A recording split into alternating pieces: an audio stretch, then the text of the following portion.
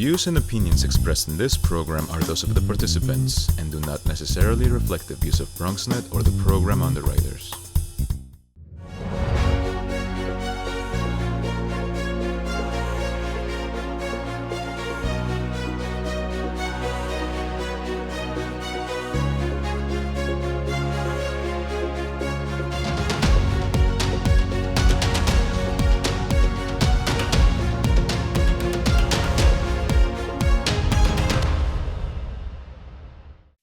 Get this turned on over here.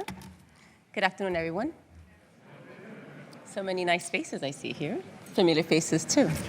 So my name is Johanna Edmondson. I'm the founder of the Female Fight Club. Yes, we are fighting there. We're fighting for equality.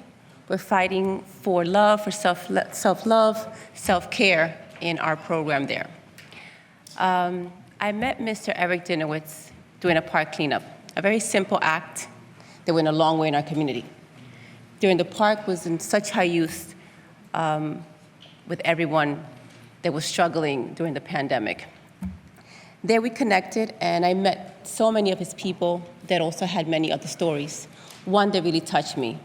Had a friend there that had lost her husband, and Mr. Eric Dinowitz's kindness there helped her out and just gave her groceries for the entire month, and I thought that was amazing. That was incredible. Didn't even know her. But because she lost her husband and she was lonely, he was there for her. And I thought that was a very beautiful thing to do, especially during these times. And I'm grateful to you for that. That was very beautiful.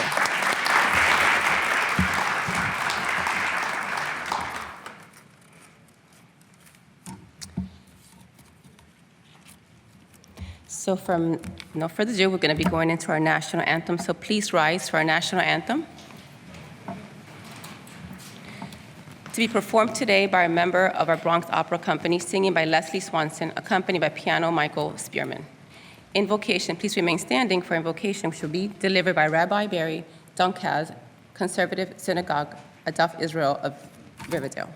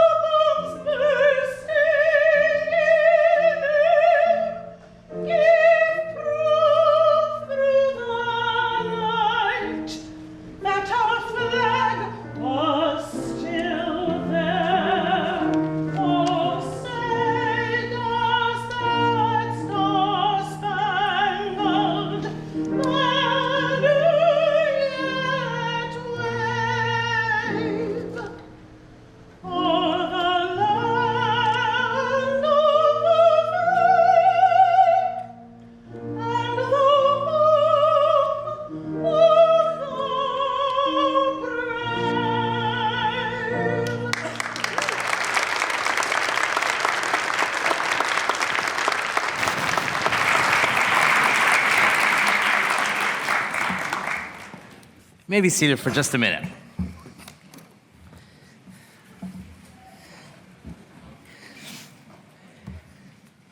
It's an honor to be here to speak in the presence of our elected officials and their very hardworking staffs, the people we trust to guide us. It's a pleasure to be with so many people from Bedford Park, Kingsbridge, Riverdale, Norwood, Van Cortlandt Village, Wakefield, Woodland, and maybe a couple of other New York City neighborhoods. All of us are here today to celebrate our democracy, and it is very sweet to be here with Council Member Eric Dinowitz. I met Eric as a teenager when he showed up in my synagogue for services because all of his theater friends happened to come to my synagogue. I had the privilege of taking him on his first trip to Israel when he was in college. I heard him speak with great excitement and hope as he began his career as a teacher in the Bronx. Eric, you were so devoted to your students. It's been so wonderful to be able to rejoice with you and Tamar and your family and to listen to your sweet voice. I know your compassionate heart, your deep sense of loyalty, and your dedication to the people of our city. And it's really nice to be here on Hanukkah. As many of you know, Hanukkah is a Jewish holiday celebrated for 8 crazy nights, 8 days. According to the Talmud, in the wake of a war for religious freedom, the Maccabees reclaimed the temple in Jerusalem. And when they went to light the menorah, the light that represented God's continual presence in the temple that had been extinguished by our enemies, they found only one small cruse of oil that they thought would only last for 1 night. But instead, according to the Talmud, instead of lasting for only 1 night, that one cruse of oil lasted for 8 nights. And we celebrate by lighting candles for 8 nights, praising God, giving thanks for our freedom and our blessings. But this afternoon, as we celebrate the beginning of Council Member Eric Dinowitz's service, I want to ask a different question, which is why did we light a candle on that? Why do we light candles on that first night? After all, there was enough oil for the first night. So really, the miracle, if there's going to be a miracle, is only from day 2 forward. What's there to celebrate at the beginning? What's there to celebrate at the first night? Rabbi David Hartman offers a reason that I've thought about and taught about many times over the years. He said, the miraculous feature of the first day was the community's willingness to light the lamp even though there was not sufficient oil to keep the lamp burning long enough to complete the rededication of the temple. The Hanukkah lights encourage one to trust human beginnings and to focus our passions and efforts on whatever opportunities are available right now at the present moment. And then he said this line that I love, I think about all the time: one ought to pour infinite yearnings into even small vessels. That's my prayer today for Council Member Eric Dinowitz and for all of us, that we trust beginnings and commit ourselves to pouring infinite yearnings even into small vessels. And now I'd like to ask you to please stand. Dear God, we all carry infinite yearning, things that we want for ourselves, for our families, for this great borough, the Bronx, our city, our nation, and the world. We yearn for connection with each other, no matter the color of our skin, what we believe, whom we love, the number of years we have lived, or how we vote. We are all created in God's image, and because of that, we are infinitely precious. Give us the bravery to reach out to those whom we perceive to be different. Help us to initiate hard conversations about the issues that divide us. Give us the fortitude to stand publicly and loudly against all kinds of hate. Guide us to speak in ways that recognize our common humanity, to really listen to each other's fears and hopes. We yearn for justice, the sense that we will all be treated fairly and equally. As Rabbi Jonathan Sachs wrote, may we rediscover those beautiful but counterintuitive truths that a nation is strong when it cares for the weak, that it becomes rich when it cares for the poor, it becomes invulnerable when it cares for the vulnerable. Give us the energy to wake up every morning and take just one step on the path of justice and connection, even when there's no guarantees that we will be applauded for our actions, and certainly no guarantee of success. When it comes to our lives and our responsibilities in the world, we're lucky if we feel like we have one day's worth of resources inside of us to address the challenges we face. Often when we wake up in the morning, we feel like we just have enough oil for one day, if that. And so we pray, dear God who creates light, when we despair, may we trust ourselves to begin. When we are overwhelmed, may we see the opportunities of this moment, Shechianu v'kimanu v'giyanu lazman hazeh, this moment. And when we feel alone, may we look around and see good people and remember that we can be God's partners in lighting lamps of compassion and justice and peace that will illuminate our neighborhoods, the city, the nation, and the world. May we trust beginnings and pour infinite yearnings even into small vessels. And let us say, Amen.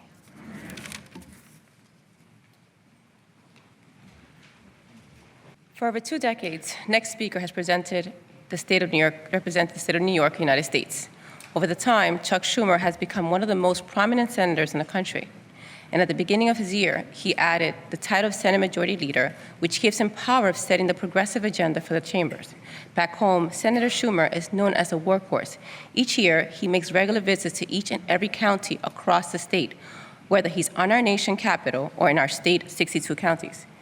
You can rest assured that Senator Schumer is fighting tirelessly for New Yorkers. It is an honor to introduce our senior senator and Majority Leader, U.S. Senate Schumer.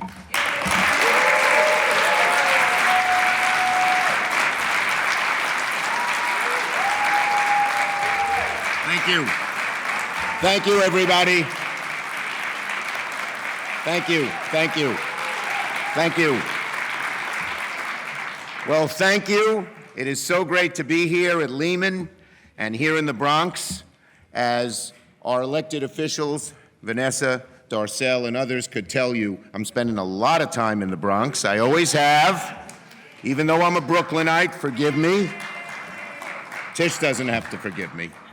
And it's great to be here. And you know, these beautiful days where we install new people into our elected offices are wonderful, wonderful days. And I would like to point out why this is a great day in 4 ways. One way is for Eric. Eric, you know, he grew up in this community. He's part of this community.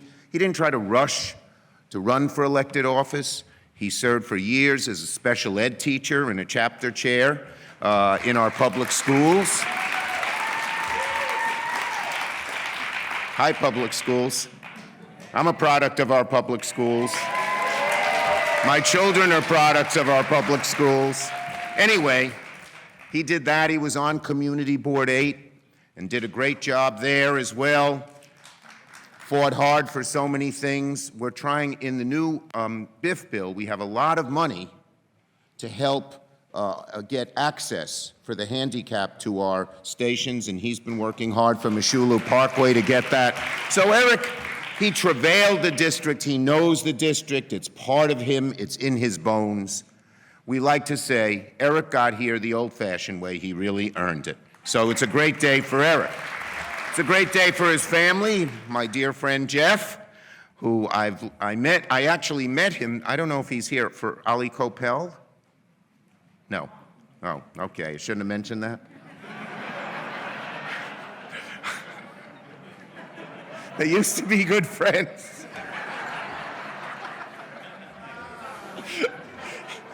In any case, well, I'll still make the joke. So Ali, myself, and your former state senator, Franz Leichter, we roomed together for a year in Albany. Now, you know, Albany's known for, Ali was single, I was single, Franz was happily married. But, Albany, this was the dullest room that you have ever seen in Albany. But I met Jeff a long time ago. He's proud. And so is Eric's whole family. Tamar, the twins, hi twins. So cute. And his whole family is here, his larger family. And our families, we all know when we run for office, those of us who are elected officials, they put up with a lot. I'll never forget the time it was my little daughter's 5th birthday party, and a church in our neighborhood, the Con Ed had shut off their lights. It was time for the Easter service, the Easter pageant. And all these senior citizens were lined up outside. It was freezing. They called me up. Come over here, you gotta get the Con Ed man to open up the church. We paid our electric bill. They said we didn't. So I left the birthday party, went over there, got the people into the pageant, but I missed the rest of the birthday party. My daughter still reminds me of that today.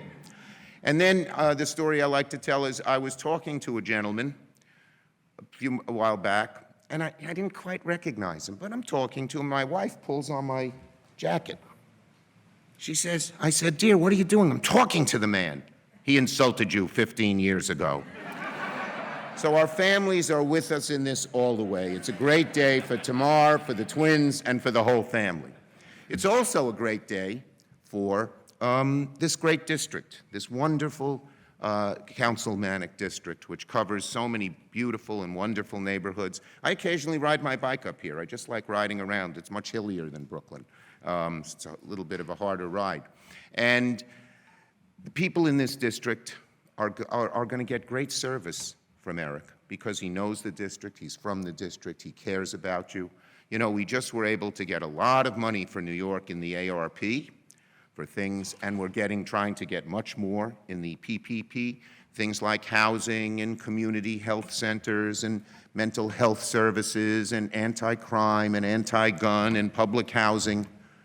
And to have a council member, what we intend to do in all of that is have real community input. And the folks of this district, this wonderful 11th Councilmanic District, will have a great public servant who can take those dollars and use them in exactly the right way. So it's a great day for the members of the 11th CD. And finally, it's a great day for the United States of America. You know, we are all worried about our democracy, as we should be. But these days give us strength, because every election day, people line up, they may get off the subway, get off buses, line up in quiet dignity at the polling place, wait their turn, do their duty, and for the whole history of this country, people abided by the election results until this time,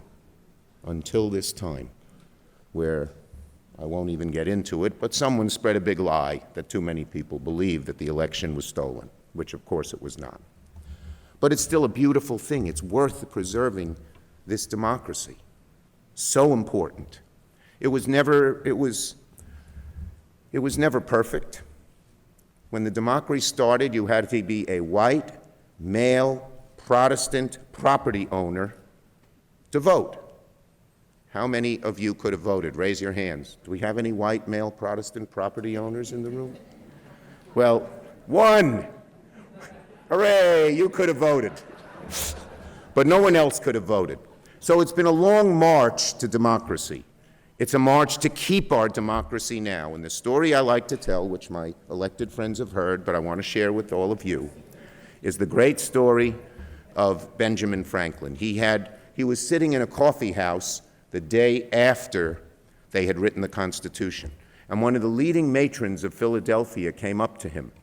And she said, Dr. Franklin, what have you folks, what have you gentlemen, they were all men, created in that building over there? And he said, Madam, a republic, if you can keep it. If you can keep it. Now, what did he mean by that? The historians tell us the two things they were most worried about, more relevant today than ever, is the following. First, they wanted to make sure who would run for office. They were worried that the people who would run for office would put themselves first, for money, for power, for ego. They were worried about that. And the second thing they were worried about, that the people wouldn't participate. And these days you hear, oh, we should give up and all that. No, they wanted the people to be active and participating in this democracy. Well, look at this auditorium today. Have we elected somebody who's Metz, or what they used to call in the old days when they put themselves first, a scoundrel? No, we've elected one of our best. And are the people participating in this democracy? Well, on a beautiful but cold Sunday afternoon, this auditorium is full.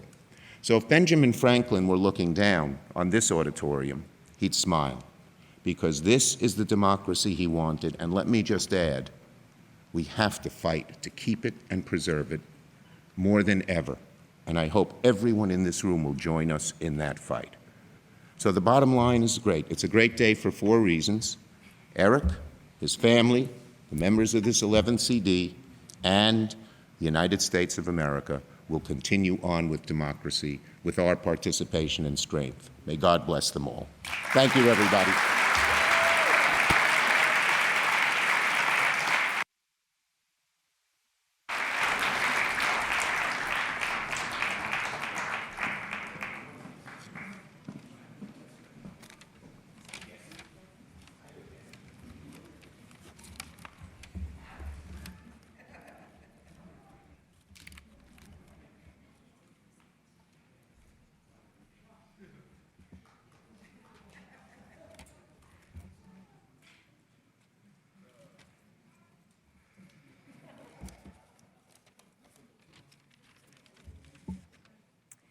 Next up is someone for whom the term fighter is an understatement. Congressmember Richie Torres brings to his position Tish. The Tisha James. So who wants to go first? Richie Torres? Let's go for Richie Torres. Let's go for him. Thank you, guys. Richie Torres. Next up is someone for whom the term fighter is an understatement. Congressmember Richie Torres brings to his position his lived experience a few of his colleagues can claim. The struggles he faced in bottleneck, Congressmember Torres seeks change through government, and he was elected in 2013 to the City Council at the age of 25. This included chairing the first ever NYCHA oversight hearing to the overconvened public housing and place Congressmember Torres called from so many years. It is so no surprise that when the time came to elect the new member of the House Representative last year, the people of the South Bronx chose Richie Torres to be their fighter. Please welcome to the stage the Congressman member, New York 15th District, Richie Torres. Thank you.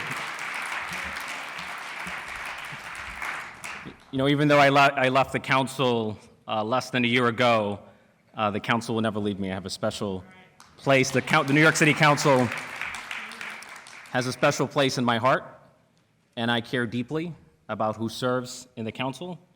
And I will tell the people of the Northwest Bronx that when it comes to public service in the New York City Council, you have hit the lottery. Because for the last 8 years, you've been served not only by Eric Dinowitz, but also by the incomparable Andy Cohen. Where's Andy Cohen? Where's my friend?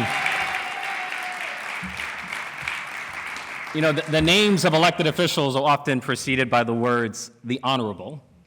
Now, Adriano and I serve with the likes of Marjorie Taylor Greene and Lauren Boebert, so we can tell you that not every elected official is honorable, but if there were ever two people who are worthy of the title, whose character, whose decency and integrity is worthy of the title honorable, it's Eric Dinowitz and Andy Cohen.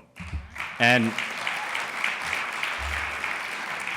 you know, Eric was a public servant long before he won elected office, right? He was, and to me, the best kind of public servant is a teacher, right? If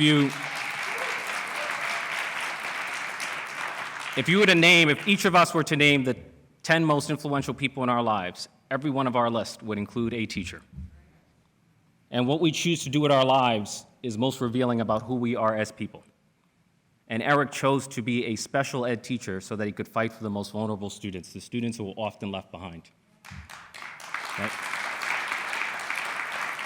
Eric chose to be the leader of a UFT chapter so that he could advocate for all of our students, both teachers and students. He chose to be the chair of the Aging Services Committee on Community Board 8 so that he could advocate for senior citizens who were at greatest risk during COVID-19. But not only has he been a champion of the elderly, he's also been a champion of the disabled. You know, when most of us go to a subway, we can easily fail to notice that the elevators are often broken, right? But if you're disabled, you always notice because you have no means of accessing public transit, right? Not only did Eric notice, but he actually led a grassroots campaign that persuaded the city council to allocate hundreds of billions of dollars to make public transit more accessible to the disabled. And so Eric often sees the pain and suffering that many others fail to notice. And when he sees that pain, he never turns a blind eye. He never stands by passively. He always serves, because that's what public servants do, and you're fortunate to have one in the Northwest Bronx. I'm looking forward to working with you, so thank you.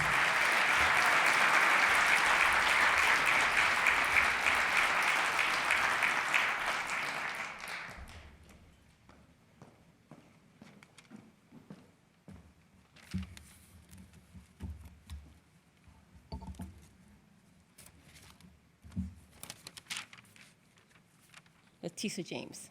That's who's going to be coming up next. Our next speaker is someone very familiar to the people of New York City.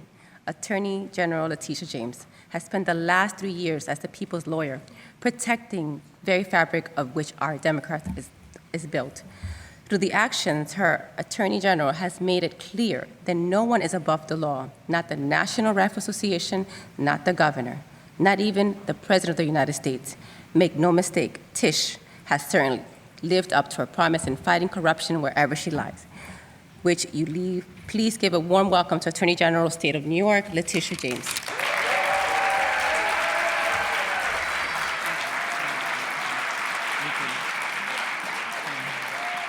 Thank you. And I'd hope you call my colleague in state government next, Tom DiNapoli. Let's give a round of applause to my partner, Controller Tom DiNapoli. So thank you for that kind and warm introduction. I want to welcome all of you to my alma mater, Lehman College. Oh, you can do better than that. You can do better than that. Yeah. Lehman College produces leaders and fighters, and that's why they produce your borough president, Ruben Diaz Jr. And yours truly as well. So, and of course, go Lehman Lightning. So yes, let's give it a round of applause to Lehman Lightning. And I want to, protocol has already been established. There's a number of elected officials here. We could have a convention, given all of the elected officials are here. But it's really something, it says something about who you are and how much we support you. And so we just really want to thank all of the elected officials who are here in their presence, in your presence. And of course, we want to, again, recognize a very proud papa, who also happens to be a member of the Assembly, Mazel Tov, Assembly Member Jeff Dinowitz, and to your family and your lovely bride. Yeah, this is a solemn and a joyous occasion. When I look at Eric Dinowitz, I am reminded of something that I've long held to be true, and that is being a public servant. It really is a noble cause. When you can give to others and when you think about others before you think about yourselves, that is when you reach your highest calling. And Councilmember Dinowitz, you, as has been mentioned, you have served as a public school teacher who has taught individuals with challenges. And when we think about the least, the lost, and the last, when we think about the marginalized, when we think about the vulnerable, when we think about individuals who I have a number of challenges, because I believe that no child should be viewed as a mistake, and that all children have the potential to reach their fullest potential. But the fact that you have taught disabled children is something special to my heart. And it says a lot about who you are and about the kind of leader that you will be. And so this day, you're a public servant who, again, recognizes the rights of organized labor. And as you know, Eric, organized labor in this country is under attack. And you were a thankless member of a community board. And I've been to my fair share of community board meetings. And Lord knows it is a thankless job. And you also, yes, someone said amen over here. And you also have served as a district leader of your party. At a time when civics is under attack, at a time when our national institutions are under attack, at a time when our executive is under attack, our judiciary has the stench of, unfortunately, politics. At a time, yes, when our rights and our liberties as women are under attack. What we need are more leaders who can speak truth to power, even if you have to stand alone, Eric. even if you have to tell individuals that it's wrong, even after you have to stand again on our Constitution, recognizing that the law is both a sword and as a shield, and that you've got to stand up to powerful interest, to developers, to individuals in your community. We've got to stand up to individuals who want to preach hate and divide us. And on this day, it is so critically important that we swear you in on the last days of Hanukkah, as we celebrate a festival of lights, lights over darkness. And as Christians, we welcome into this season, a reason for a season, as we celebrate the birth of a child, at a time when all of us must come together. Whether or not you believe you're a community of believers or not, this is the month that we all come together. And Eric, this is a very special time that you be inaugurated. Because when you step out of the shadow and into the light, when all lights are on you, that is the time when you must exercise leadership, because people will be looking to you and up to you, and they will depend on you. But you, all throughout your career, all throughout your life, you've demonstrated leadership. And so now you just get the crown, that heavy crown. But you're up to it, Eric. You come from a wonderful family. You come from a father who has demonstrated leadership time and time again. But this district has done a great thing. You've elected someone who has already demonstrated great leadership, someone who has already represented the vulnerable, already spoken truth to power, and someone who is a family man most of all. But Eric, let me just tell you, reserve a day for your family, a couple of days for your family. Always remember date night. If you see him out, community, leave him alone. That's the day for his family.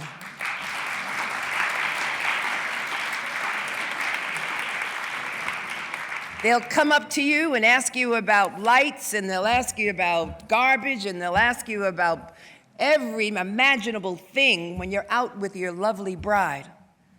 But you need time to focus on your family, because I know so many elected officials who have ignored their families. And what you need to do is hold them special and hold them tight because there will be times when you will be challenged. And so, community, you've done the right thing. You've done a gracious thing. And today we celebrate a new season, a new beginning for this district, a new beginning for his family, a new beginning for this community, and a new beginning for the Bronx. Congratulations, and God bless you.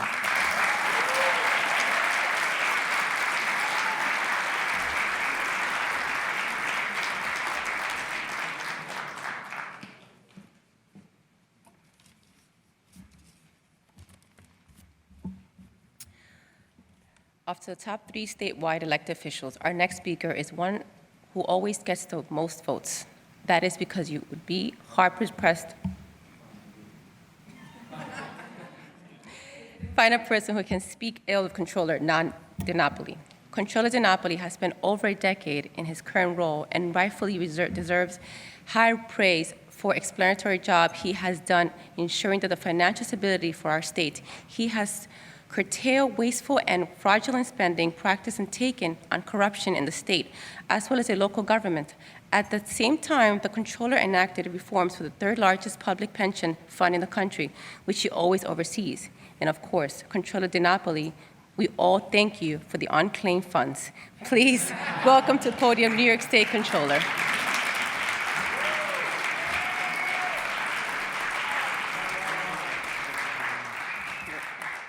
To see if you're owed any unclaimed funds. Good afternoon, everyone.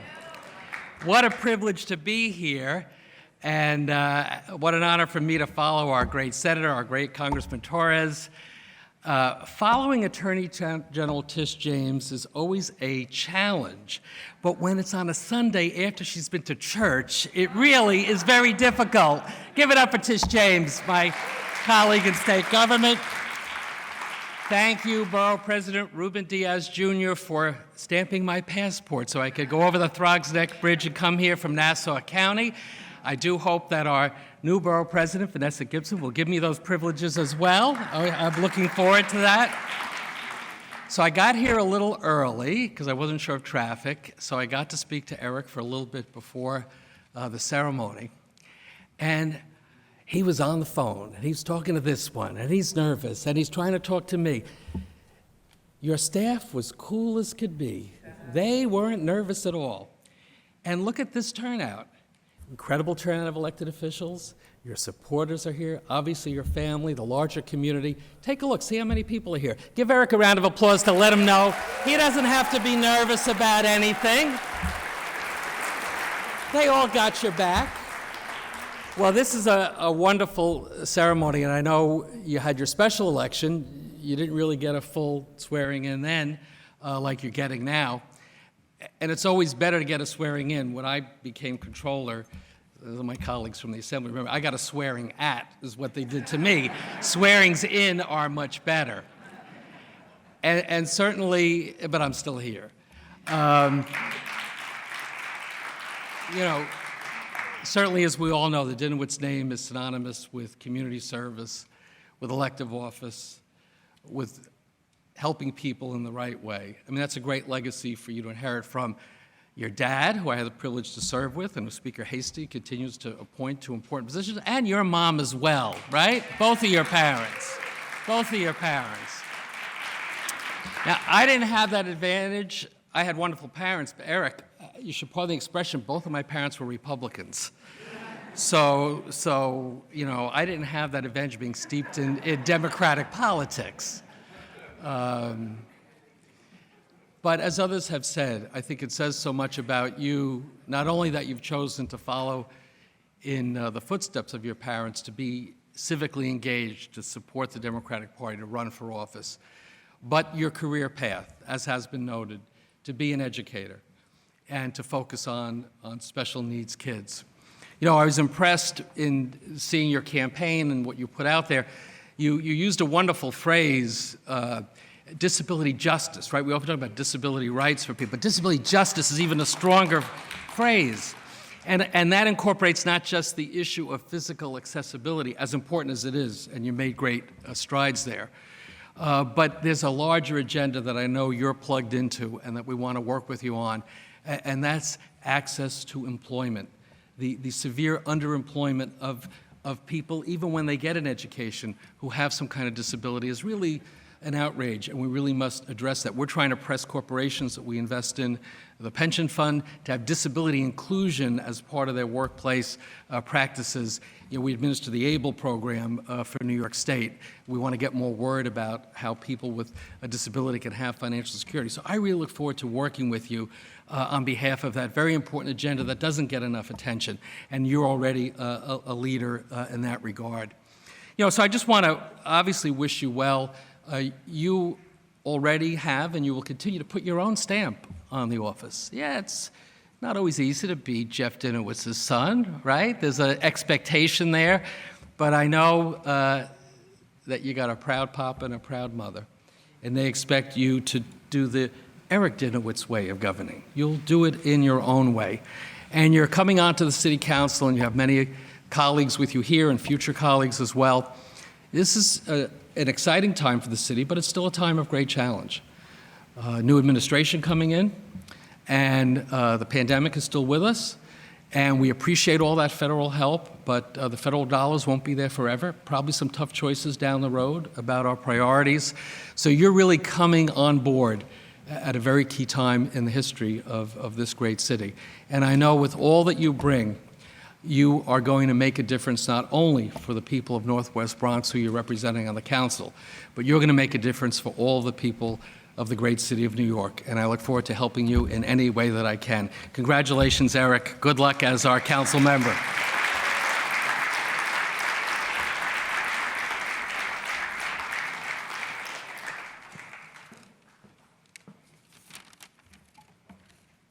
Our next speaker is a bit of a surprise guest, as we didn't think he would be able to join us today. Serving in the Assembly for the last 20 years, Carl Hasty is the true embodiment of the Bronx fighting spirit. Perhaps that is why his colleagues choose him to lead the Assembly Speaker for 2015. Please give a warm welcome to the Speaker of the New York State Assembly, Carl Hastie.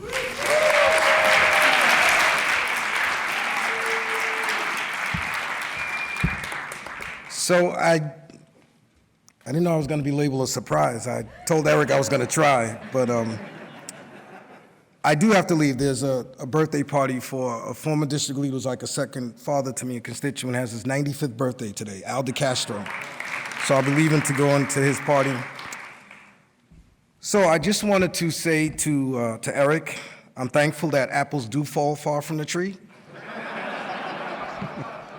No, I'm just kidding. You know how close your father and I are. And, last year I didn't really make any endorsements. I had a lot of good friends and colleagues, and I didn't want to make tough choices.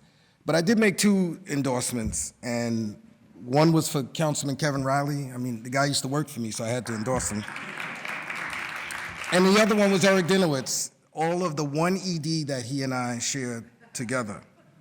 But I'm happy to say that was his best performing ED in the election.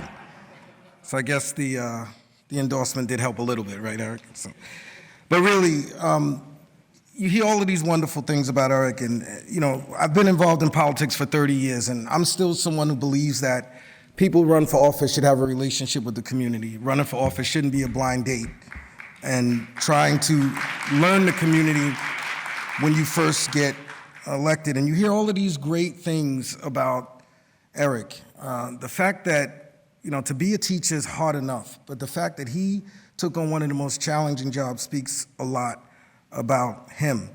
And if you look at any profession, if you're not feeling well, you want to go to the best doctor.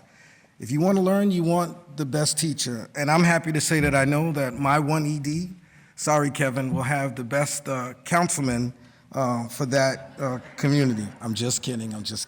I have 2 great councilmen.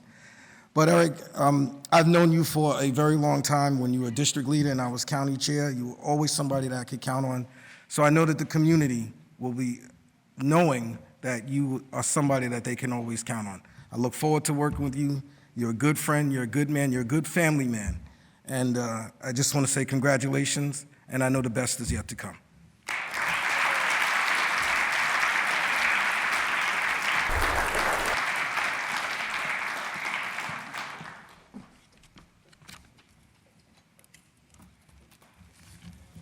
Our next guest is our leader here in the borough, as well as a force to be reckoned with in the state of legislation. In fact, State Senator Jamal Bailey has quickly gained the utmost respect of his peers in government, both in Albany and in New York City. A product of public education, State Senator Bailey is a graduate of, and I was told to say this, the best high school, Bronx High School of Science. He then received his undergraduate degree from, and once again, I was told to say this, the second best state university, SUNY Albany. Prior to his election, State Senator Bailey spent many years under the guidance of Assembly Speaker Carl Hastie. As a state senator, he has been champion of education, criminal justice and reform, and social justice. We'll join welcoming the state senator from the 30th District, Jamal Bailey.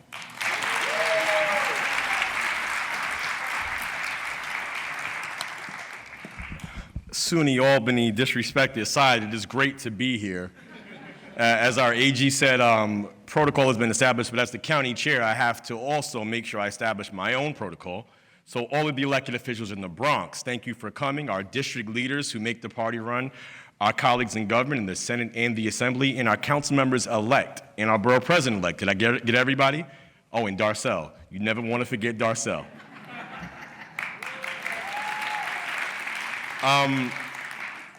Aside from the fact that Eric went to Binghamton, he's a pretty cool guy. But I want to talk about identity, right? Identity is really interesting and difficult and complicated. And you hear the name Dinowitz, right? It's the elephant in the room. You hear the name Dinowitz, and you have a great father who's a great legislator in Jeff. But what about Miss Sylvia? My first introduction to Eric was we can agree on this, Eric, at the best high school, Bronx Science. And when I remember the first thing I said to you, you're Kara's brother. Now, what you may not know is that Eric's older sister, Karen, and I went to elementary school together at PS 83 in Morris Park. And I've known the Dinowitz family for a long time. So identity was complicated for me knowing him as Kara's brother. So you may know him as Jeff's son. You should probably know him as Sylvia's son. More importantly, you should know him as Tamara's husband. Right? But most importantly, but I want you to understand that he's Eric Dinowitz. He's going to chart his own path, and he has begun to do so. Already as the chairman of Veterans Affairs, he has made an indelible impact on the vets in our community. Sometimes some people show up on Veterans Day, Memorial Day, and they wave a flag, and they talk about how good it is to be a vet day in and day out. As the chair of that committee, since you've been there, you have impacted the lives of veterans. And that is a critical, often forgotten population. But you know all too well about often forgotten population. Everybody's spoken about how Eric has been a teacher, teaching those who have unfortunately fallen behind in some ways. And what I think the true testament of a leader is this. The best elected officials that we have don't need to be elected officials. The best elected officials that we have could do something else and succeed and thrive and do them incredibly well. Eric was an incredible teacher before he decided, and he made the choice because he loved public service, before he made the choice to be an elected official. And Eric, I'm incredibly excited to work with you. And one of the reasons why I love working with Eric is that he knows what he doesn't know. And he's not afraid to ask what he doesn't know. In the one ED that the speaker spoke about, I think I'm the reason you won that ED, because it's my Senate district, Mr. Speaker. But most importantly, in communities outside of the area that Eric has known, he asks questions to the representatives. When he wants to knock on the door, he wants to knock on the door with you, and he wants to learn about the communities that he's representing. He doesn't profess to know everything. And I think that is one of the most endearing qualities about him, because he knows he has a lot more to learn.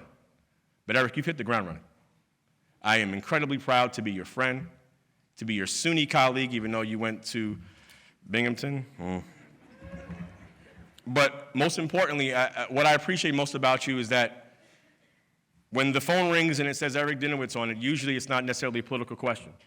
It is a question about how do you manage fatherhood in elected office? How do you manage work-life balance? How can you make sure that your kids recognize you when you come back home? And Eric, you've never forgotten who you are and where you've come from. I'm incredibly proud not to just be the chair of the organization, not just to be a state senator serving with you, but just to have gone to high school with you, man. It's kind of crazy when somebody that you went to high school with is getting to serve with you in government. That shows the power of public education. That shows the power of this borough. And most importantly, Eric, I look forward to continuing to serve with you. Incredibly proud of you. Congratulations.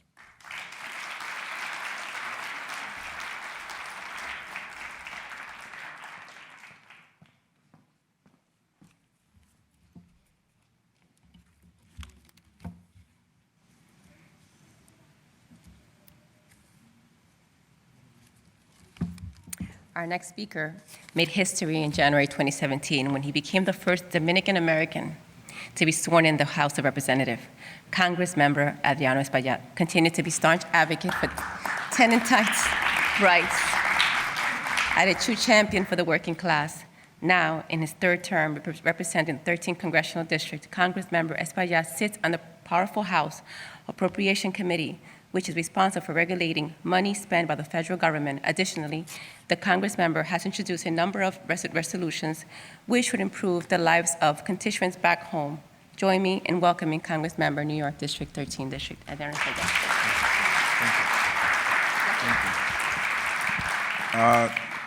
I want to congratulate the family, the Dinowitz family, who I know for a long, long time. I had the pleasure and the privilege to represent Eric and his dad as a state senator for a brief period of time before the treachery of redistricting got me out of there.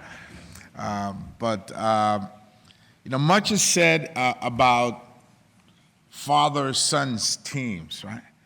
And in many ways, you hear often that the son will never be as great as the father, right? Well, Ruben, let me say this. I think that if you look at it, the father has a big mouth. The son, I think, likes to listen. The father has the distinction of knowing every single county committee member in his district with their addresses. The son probably knows all the kids in the neighborhoods. The father is pushy, sometimes a little bit annoying. The son has great demeanor. When you see him, he disarms you. He makes you feel comfortable around him. And so I think that this district has got a great city council member. And I think that the old story that the son will not be greater than the father will change, sorry to say. And he's someone that's much more than just about education. The conversations that I've had, and he's a former teacher and a great teacher and special ed teacher, congressman, good to see you, always. But someone that's spoken to me about transportation infrastructure projects and the environment. And those things that perhaps don't fit his traditional persona or profile. I think he's much more than just about education. He's about really his district. And I've walked the streets of his district with him. And it's a very diverse district. And he's well liked by his constituents. And I think he will be a great city council member for the 11th district. So again, congratulations to the family. Don't get angry at me, assembly member. We know each other for far too long. But he will be a great city council member, and I think he will serve New York City and New York State in a way that perhaps at this moment, at this juncture in our history, right, in all the things that we've gone through in the past 2 years, we really need. So congratulations, and always keep the faith. Thank you.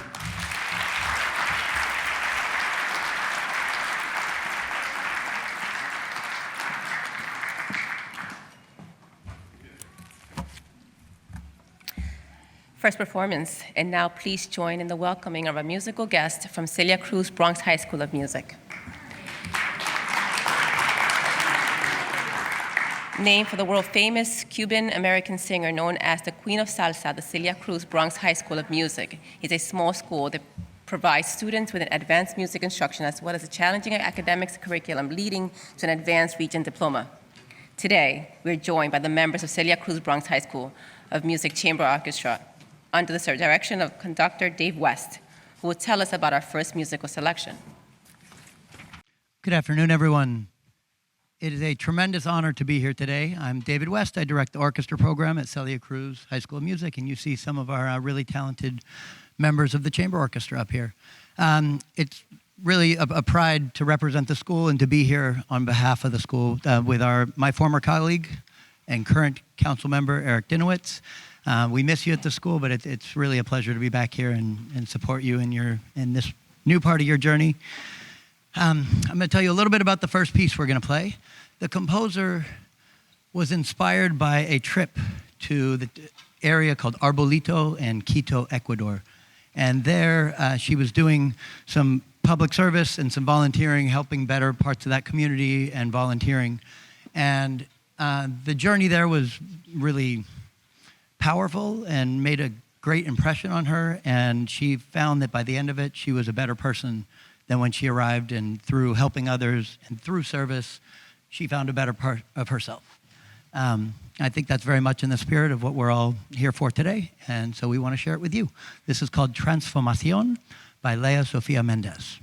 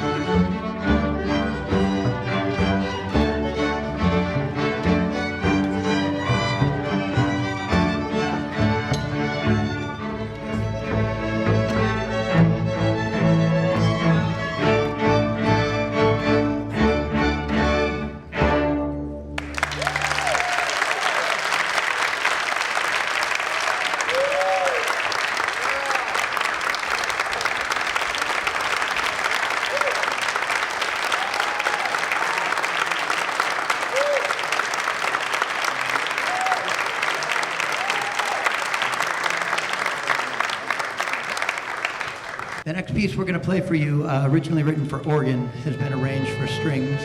It's called Adoration by Florence Price. Wonderful American composer. We hope you enjoy it.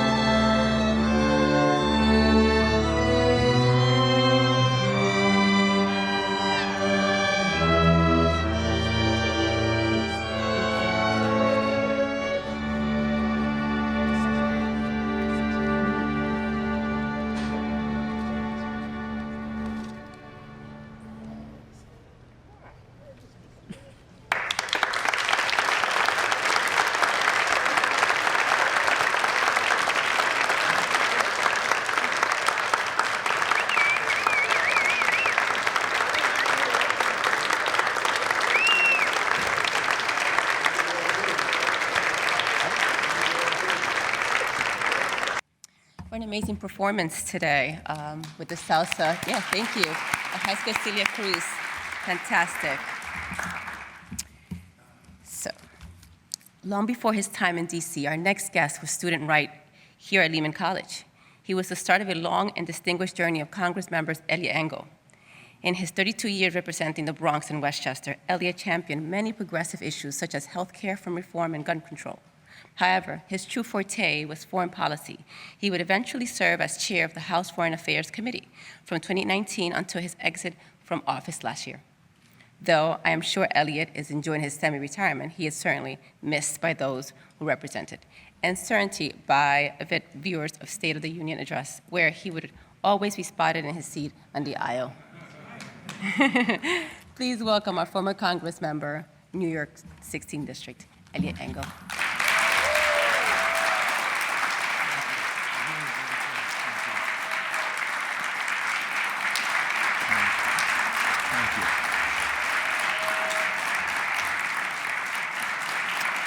Thank you.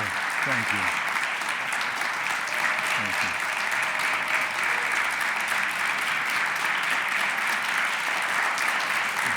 Thank you. Thank you. Well, it's really quite an honor. Thank you so much. It's been wonderful to be here.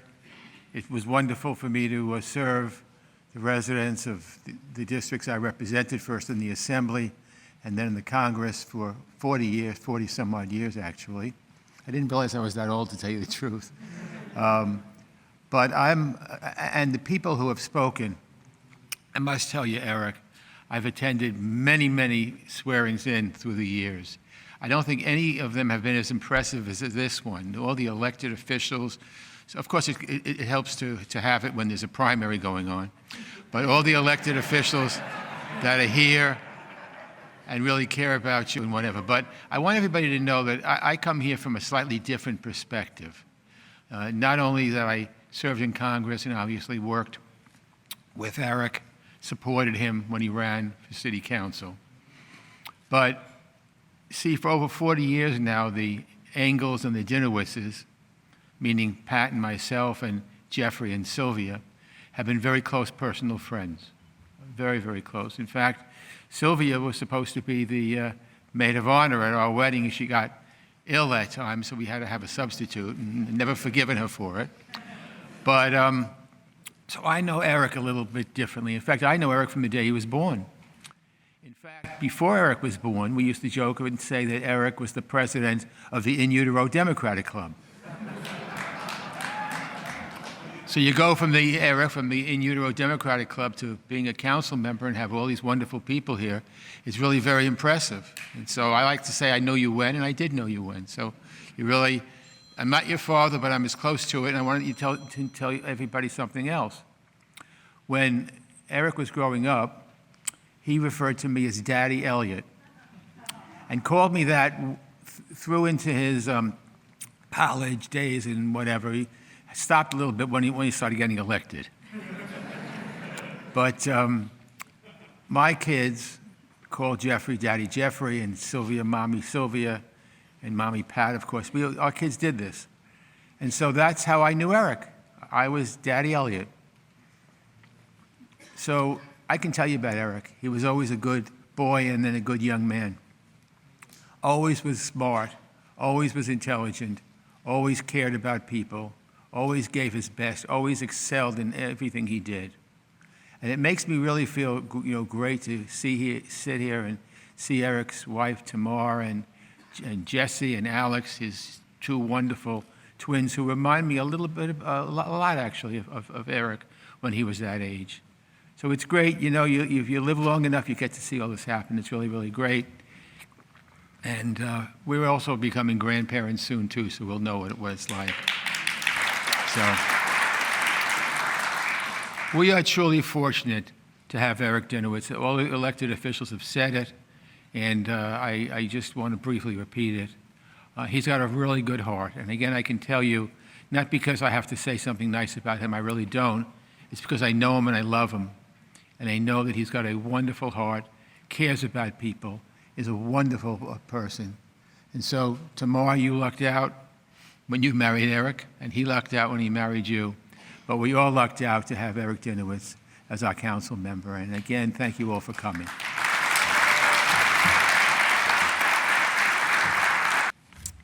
For the last 25 years, this individual has been an exemplary public servant. Sorry, I'm actually talking about Ruben Diaz. Did you figure that out? No. Let's go to Curry Johnson. Sorry. Okay. Yeah, call Ruben? No. We'll stick with Johnson. The next speaker is the Speaker of the City Council. That is, Curry Johnson was elected in 2013 to represent the 3rd Council District in Manhattan. Prior to that, he served on his community board in his early 20s and was elected chair before turning 30. What activism has certainly shaped his time as a speaker, so too has adversity. In 2004, he tested positive for HIV, and just a year later, battled substance abuse issues. But through it all, Curry Johnson has never allowed his struggles to define him. Speaker Johnson has shepherded through all the most progressive legislative and budgeting agenda in history. His exit in council and relinquishing the titles of speakers at the end of the year, knowing full well as he accomplished for the people of New York City. Please join me in welcoming the Speaker of the New York City Council, Curry Johnson.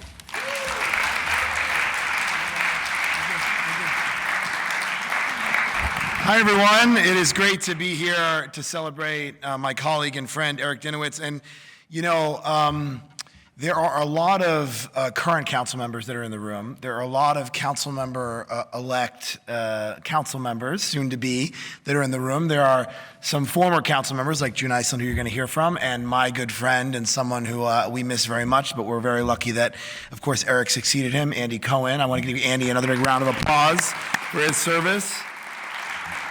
Richie Torres said he served 8 years. He didn't. He served 7, and I was upset that he didn't serve all 8. But we were lucky that we got Eric in his place.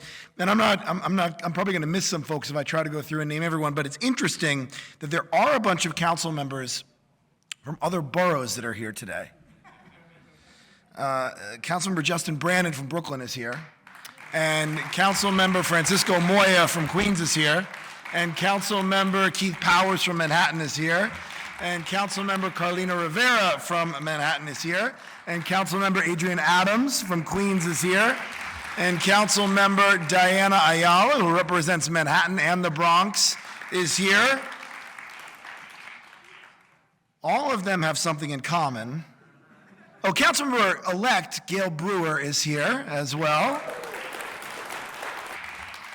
There is a race going on right now to be the next leader of the city council, and they are all here not because they're running for speaker, but because they love the Bronx and they love Eric Dinowitz, and they're really happy to be here. There are some other folks here as well. I see Councilmember-elect Pirina Sanchez is here, and Councilmember-elect Althea Stevens is here, and Councilmember Kalman Yeager is here from Brooklyn. Councilmember Oswald Feliz is here.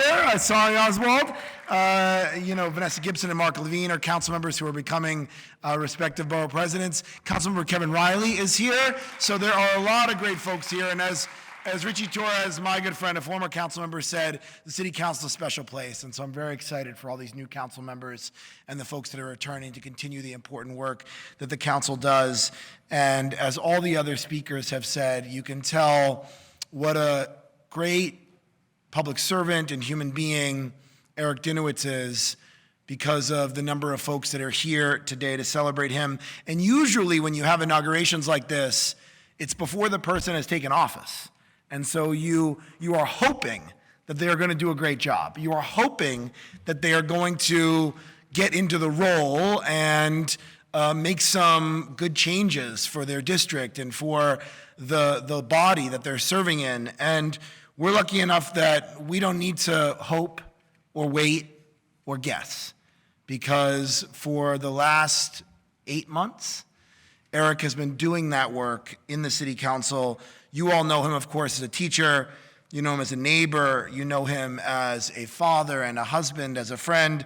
But I just want to tell you a little bit about Eric Dinowitz, the city council member, over the last 8 months or so. In a short amount of time, since he was elected, I believe it was a March special election, and so the results were certified, I think, in April, so he came in April. He has already been delivering incredible results for this district. He has delivered over $1 million to the Bronx High School of Science, over $2 million, $2.5 million for the Van Cortlandt House Museum, $4 million for Ewan Park, there is a long list of things that Eric has delivered on in a short amount of time, and so I am really, really happy to call you a friend. He is a great street campaigner. He and I campaigned together. He was successful, I was not, though I am really, really proud of him and everything he has done, and I look forward to continuing to work with him and to support him in his long public service career that's ahead of him. So congratulations, Eric. Thank you for having me today.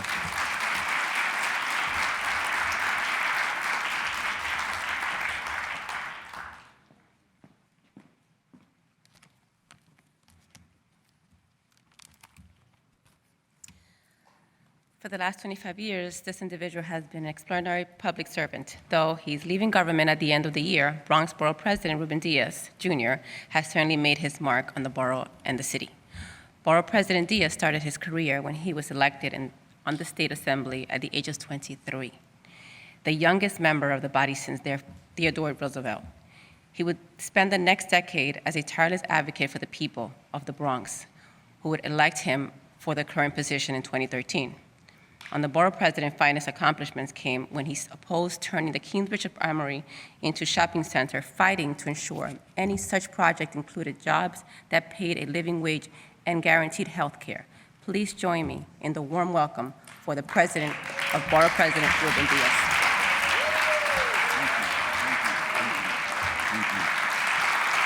Oh boy.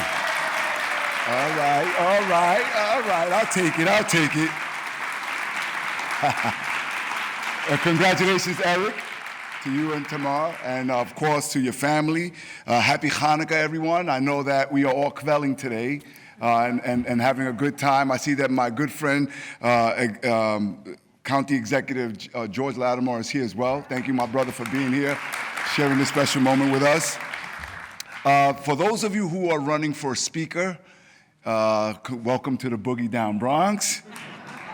And if you saw Celia Cruz and if you thought they were wonderful, and I know that we all do think they were wonderful, I'm here to negotiate on behalf of Eric Dinowitz. They deserve a new school building, their own school building.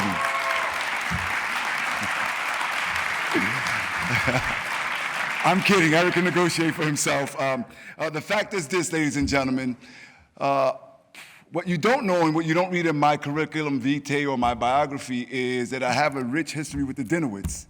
When I went to junior high school 149, my math teacher was Ken Dinowitz, Jeff's brother, Eric's uncle. And when Richie says that, the Congressman Torres, when he says that we could all point to teachers or if anybody, people who were influential in your life outside of your parents or your family members, I can certainly point to many teachers, and Ken Dinowitz was one of those teachers. Fast forward, I become an elected official. I become a New York State Assembly member, and while we can all work together, it wasn't until under the leadership of then County Chairman Carl Hasty and Jeff Dinowitz, and where there was a little rebellion here in the Bronx, it wasn't until we united the Bronx, and that's where we were able to see the fruits of our labors. And June Iceland would tell you that once upon a time it wasn't the case. The Bronx was not united. And it wasn't until that unity that we saw the thousands of affordable housing units, hundreds of millions of dollars poured into our green spaces and public parks. It wasn't until we were able to create jobs and bring down unemployment. And I say all of this because we hear all these wonderful accolades and descriptions of Eric and all of his work, and we're preaching to the choir here, right? But the fact is, I want to speak of the future. We've been able to lay down the groundwork, but now with the county chairman, Jamal Bailey, with our incoming number 14, Vanessa Gibson, our borough president. If you know me, I bleed the Bronx. If nothing else, I want to be known for someone who tried my very best to make the Bronx better. And that can't happen by myself. It didn't happen by myself. It happened working with the elected leadership, working with advocates, working with the community boards, working with many people who were in disagreement with the things that we did.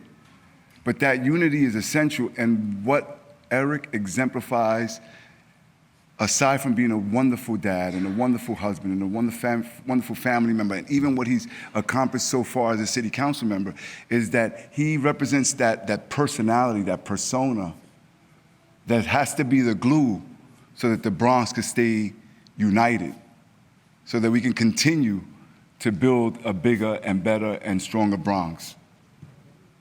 That unity, the fact that so many of our Bronx elected officials have been elected in less than 5 years. The city council delegation today, the one is going into City Hall and into the city council in January, is, in my opinion, no disrespect to anyone, the best, the most intellectual, the most passionate, the most talented city council delegation that I have seen in my entire political career.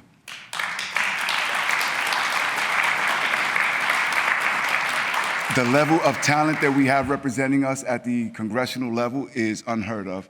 And when you are united, not only can you accomplish so many things in terms of policy, in terms of projects, but also look what we've been able to accomplish politically. We've made history with Darcel Clark. We've made history with Carl Hastie. And I'm so proud not only of the passion, not only of the focus of Eric, but I know in looking at all of the folks who have come here from every walk of life and from all parts of the city, that Eric will be able to continue the unity that will be needed, especially post-COVID. If nothing else, when we look at all these accomplishments, COVID, yes, it took lives from our borough and our city and our state. It made us sick. It took away jobs. But one thing that it did is that it stymied us and it halted the progress that we were starting to have here in the boogie down Bronx. And so that level of cohesiveness, that level of unity is needed now more than ever. And Eric, you exemplify, you embody what it's gonna take to keep the Bronx together. And I was so proud to support you, not only because you were a teacher, not only because of your passion, but I also know that you're a magnet to other folks, that people come to you and feel comfortable and trust you, so that you can make not only your community, not only the Bronx better, but also New York City better. For all of you here who have supported me in my political career as borough president, I just want to say thank you. Being the president of my borough has been the honor of a lifetime. God bless you all, y sigue para adelante.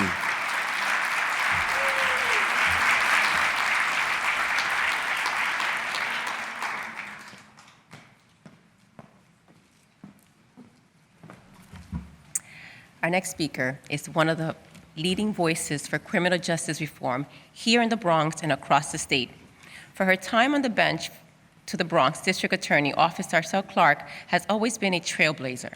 In fact, not only was she the first woman of color to be served at the Bronx District Attorney, but the first ever in New York State of New York. Please give a warm welcome to Bronx District Attorney Darcel Clark.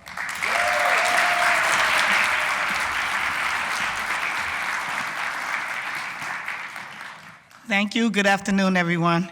So much has been said about Eric, so I don't have to say anything more. Other than, as district attorney, you work with so many elected officials in dealing with the public safety. And I know that Eric is going to be a great leader in that area as well. I've had the honor of working with him first as a district leader when I was, coming up and running for Supreme Court, as well as running for district attorney.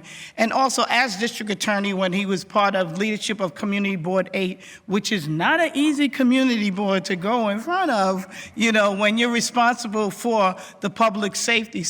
But that leadership there just shows me the type of leader that he's going to be. I know he has a wonderful family. I've seen them grow. His son's so beautiful, your wife, your father, of course, who I've known for so many years. And just, Ruben, I'm glad that you discussed the fact that he's the type that's going to be able to keep the Bronx together.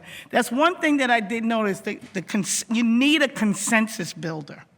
You always have to have those kind of people there, because in times of strife and everybody has their own thing to say, and There's advocates on one side and advocates on the left, and everybody has an agenda. You need somebody from Switzerland to keep it all together. And Eric, I think you have that personality.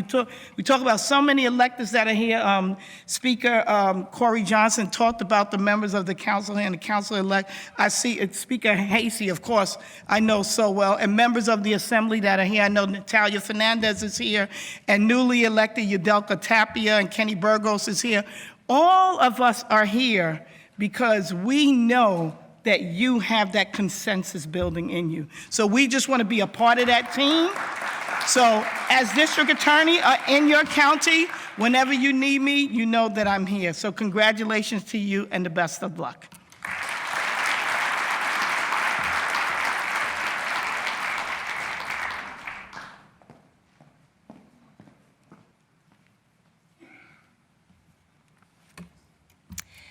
Next is up is someone who currently represents a 16-city council district, but only until the end of the year. That is, when Vanessa Gibson would take on a new role of our next Bronx Borough President. Councilmember Gibson first took office in 2014 and was appointed as the chair of Committee on the Public Safety, becoming the first woman and first person of color to hold that distinction. This position included oversight over the NYPD and the various other parts of the criminal justice system here in the city. In addition, she has been a strong voice in issues such as school safety reform and gun violence prevention, just to name a few. We look forward to what she will continue to accomplish at the Borough Hall and look forward to her representing us. Please give a warm welcome to the Bronx Borough President-elect, Vanessa Gibson.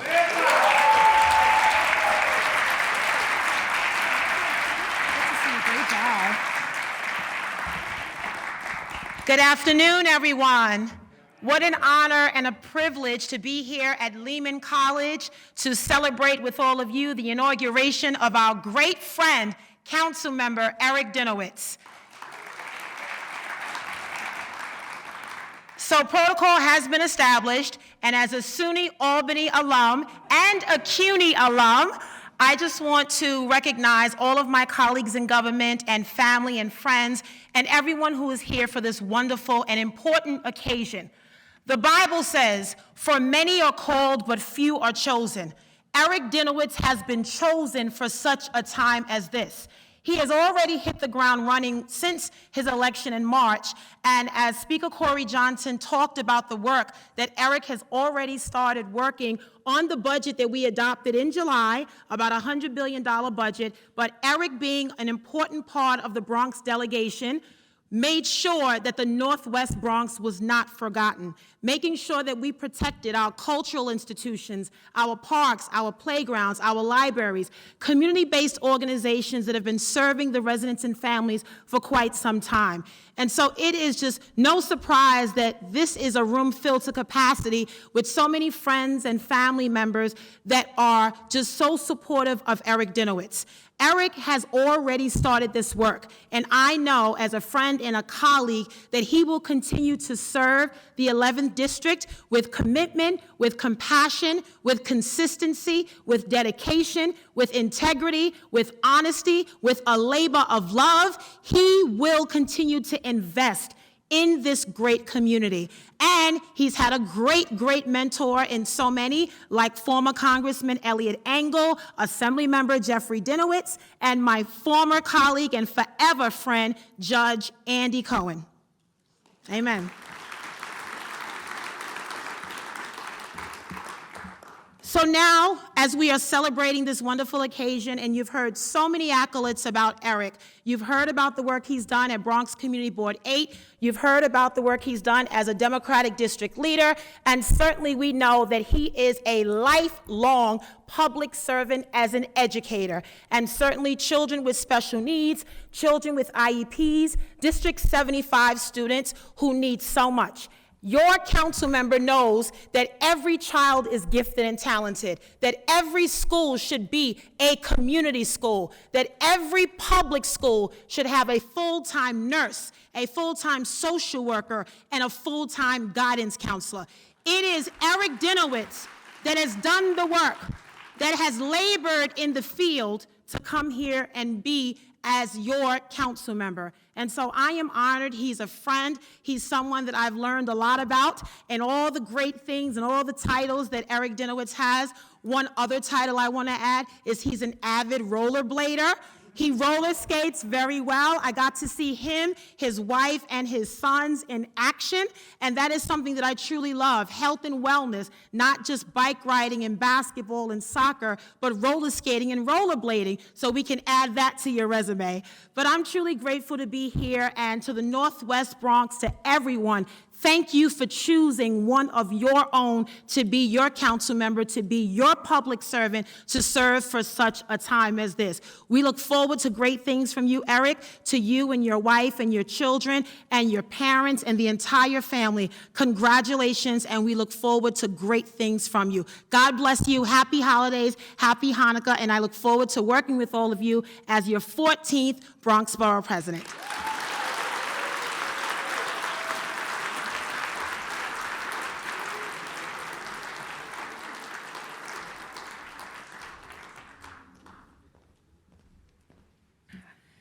Our next speaker is someone who represented this neighborhood in the New York City Council, June Iceland. Throughout her 2 decades of public service, June dedicated herself to bettering our community and our quality of life.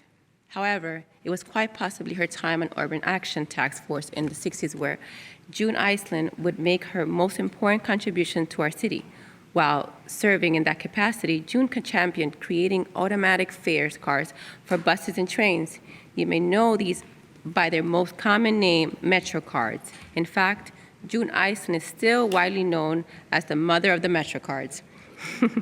It is certainly an honor to have her here today. Please welcome our former council member, June Iceland.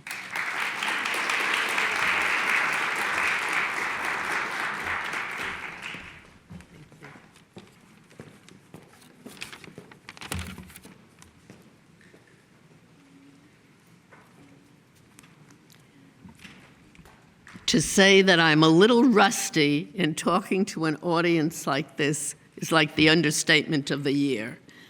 I had prepared several pages. You'll be relieved to know that they're not here with me. I kind of was known as somebody who was short and sweet and to the point.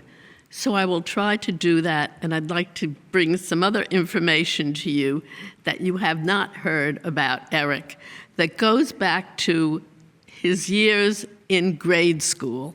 I tried to figure out what years there were, Eric, and speak up if you remember what I'm going to talk about first. Do it. You don't want to do it? Okay. Well, first I want to talk about how I really started to interact with him when he was of that age.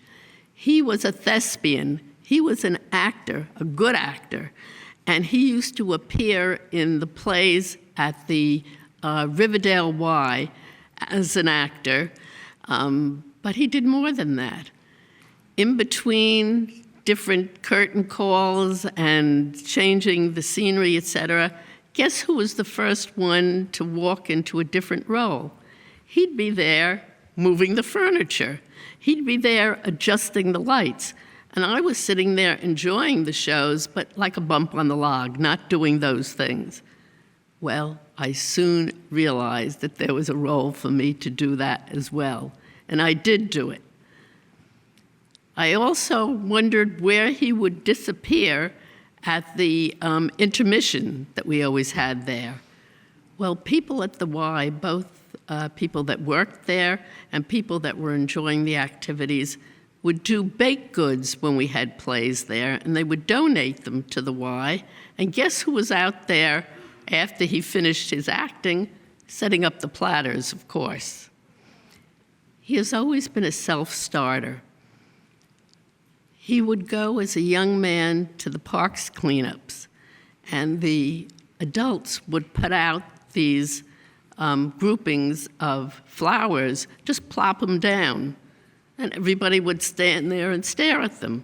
Guess who figured out what to do? And he probably never planted anything because he was a cliff dweller like so many of us. But he became an expert doing that. He fast forward, and I'm out of office. I can't believe how long it is. It's over 20 years that I'm out of office. And this is really the first time I've spoken to a large audience like this. I've done business meetings, client meetings, those kind of things. But this is kind of a first for speaking to this size audience.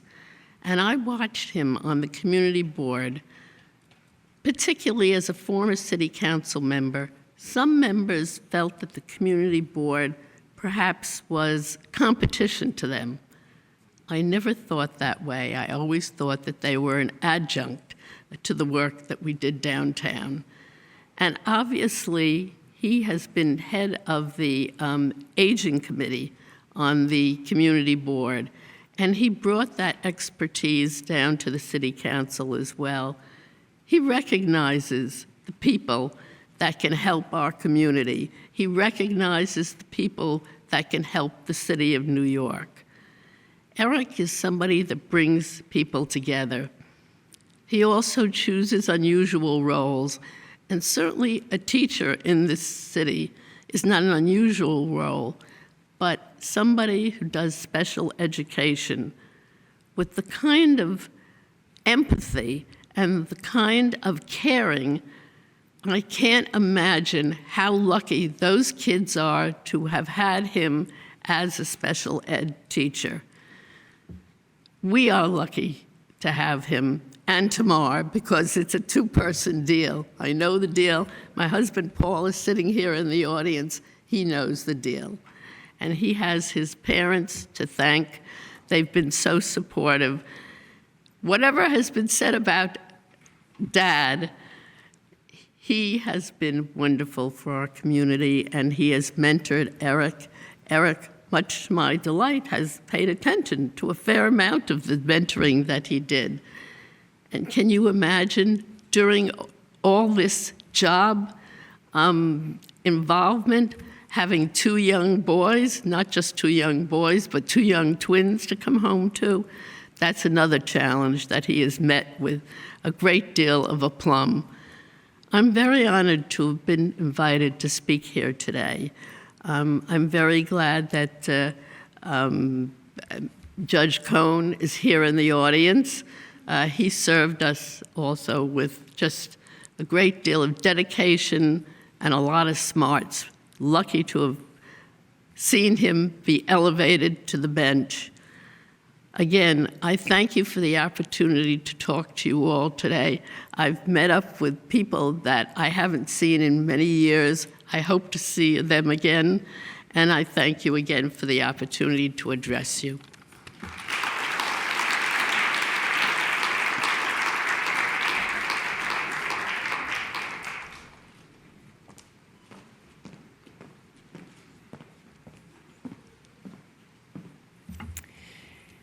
Unfortunately, Governor Huckle will not be in with us today. Here to represent remarks on behalf of Governor Deputy Secretary of Transportation, Nivardo Lopez.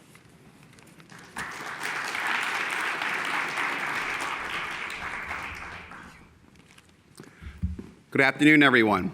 I promise to be very, very brief.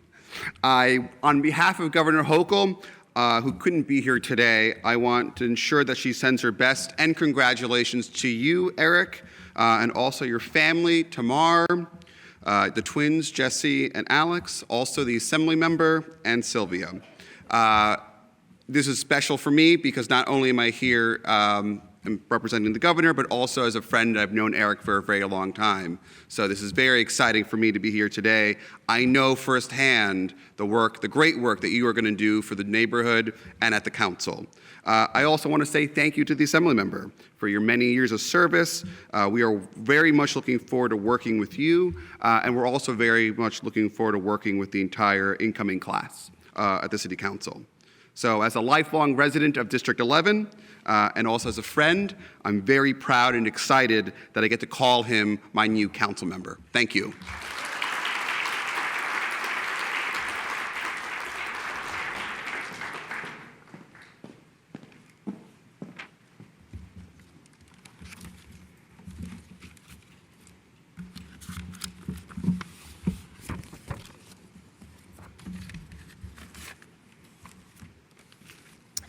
Our next speaker sincerely needs no introduction. For almost 3 decades, Assemblymember Jeffrey Dinowitz has been true champion for the people of the Bronx, a lifelong resident of the borough. Assemblymember Dinowitz is a proud product of public school and received his undergraduate degree here at Lehman College. A firm believer that all politics is local, the Assembly member has been a strong voice for issues that matter the most in this constituent, whether it was leading to the fight against a proposed water plant, assisting in the creation of the Cambridge bid, or the building of our 2 new schools in the district. Assembly member Dinowitz was there. Please join me in the welcoming of Assembly member for the 81st District, Jeffrey Dinowitz.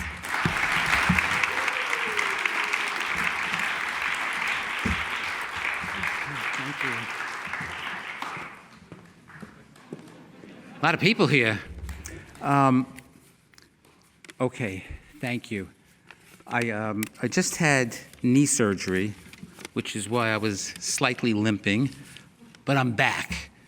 I got a new knee, and I'm in running condition for the coming year. So, the first thing I want to say is I want to recognize 2 people who really haven't been recognized yet, but I got to be honest, they're my 2 favorites here, and that's Alex and Jesse Dinowitz.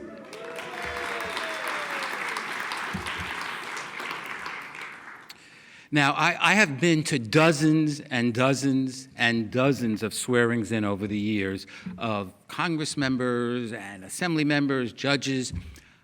I got to confess, this one's my favorite. And I am so grateful that so many people came out today, not only so many elected officials, but just so many people from the community, people who supported Eric, people from the Benjamin Franklin Club, community active people, you name it. So we certainly appreciate your being here. I don't normally do this, but I wrote down a few notes because I just had so many things I wanted to say, but I promised to be brief. No, just kidding. So I'm not going to talk about what most of the people talked about. June and I guess our remarks sort of overlap. I just want to tell you a little bit more about Eric. Ever since he was little, he's the type of person who always cared about other people. Even when he was very young, he volunteered in all kinds of activities, parks cleanups, plantings, serving Thanksgiving dinners to seniors. He did that from a very young age. We didn't have to push him to do that or prompt him to do that. He just wanted to do that, and he did. When he was a few years older, but not so old, he got involved in theater productions and arts and singing, really at a very young age. In fact, I forget how old he was, but I'm going to say he was around 11. He played Mayor LaGuardia, a Republican, but he was in many productions at the Riverdale Y over the years. And that was one of the greatest experiences he ever had, and he still has friends from all those years ago. When he was a student at Binghamton, he got active there politically, but he also was part of a Jewish a cappella group called Kaskeset. He sings, best singer you've ever heard. Even after he graduated, he was part of another a cappella group called 613. And if you Google it, you will see that they have millions and millions of hits on YouTube. So we have an artist. And over the years, he volunteered in many, many Democratic campaigns for so many candidates, local, national. He did that when he was 18. He joined the Benjamin Franklin Reform Democratic Club and volunteered in those campaigns. After college, he wanted to help people.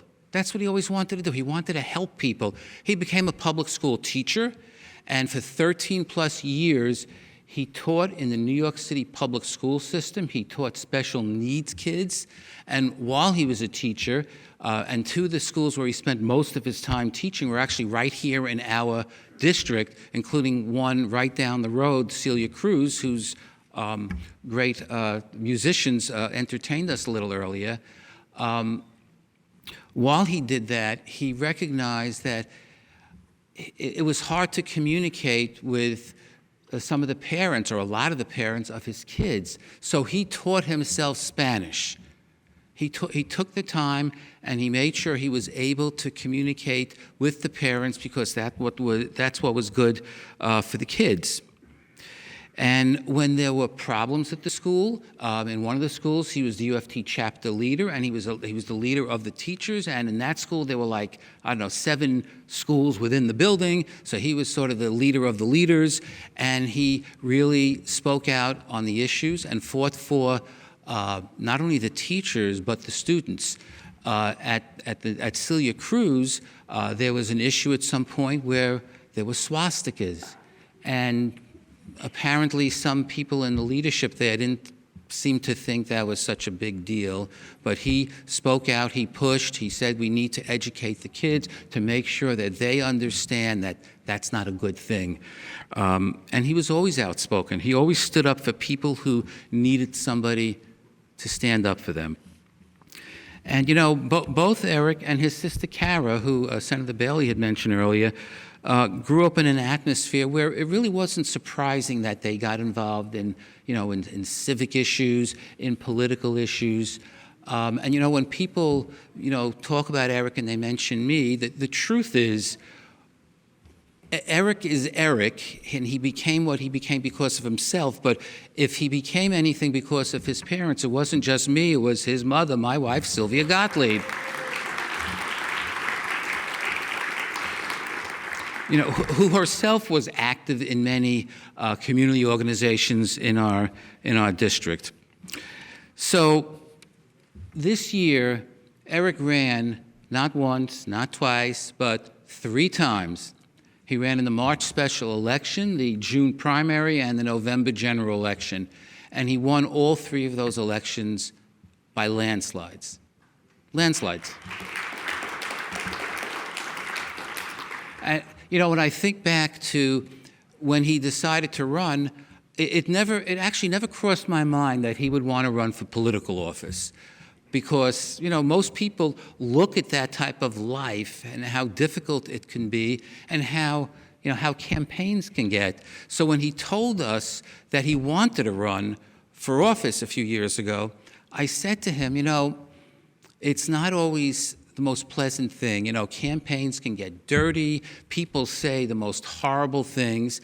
And yeah, that to a certain extent that happened. And Congressman SBR wasn't so wrong. Eric and I may react to things a little differently. When he was constantly under attack, if for no other reason than because of who he is and who he's related to, without regard to whether he was qualified or not, that's not so nice. But the way he dealt with the attacks was he didn't deal with it. He always stayed positive. He ran a positive campaign. He talked about the issues, the things he believed in, the things he wanted to do. And you know what? For those of you who watched every single debate, and I'm sure I'm probably the only person in the room who did that, well, I see a few hands being raised. He won every one of those debates, in my opinion, and I'm sure most people's opinion. And the reason is because while other people were, sniping away, he was talking about what we need in our community, and people react to that. That's what people want. They want to know, what are you going to do to make things better for the neighborhoods in our district? And that's what he did, and I think that's the main reason why he won so big in each of the 3 elections. So he got elected, he got sworn in after a month because we have such a great system now where we have to wait for the way they count the votes now with anyway. So it took about a month, but he hit the ground running, and he was immediately appointed by Speaker Johnson to chair the Veterans Committee, and he was elected or selected to chair the Jewish Caucus, but he also got in office in the middle of budget season. And it's not so easy getting in right in the middle of really the toughest time of the year. But he delivered for the community. I think he brought in over $15 million in capital funds for the project, some of which the speaker mentioned, plus money for community groups. He stood on at the council. He speaks up. He talks about the things that he's concerned about.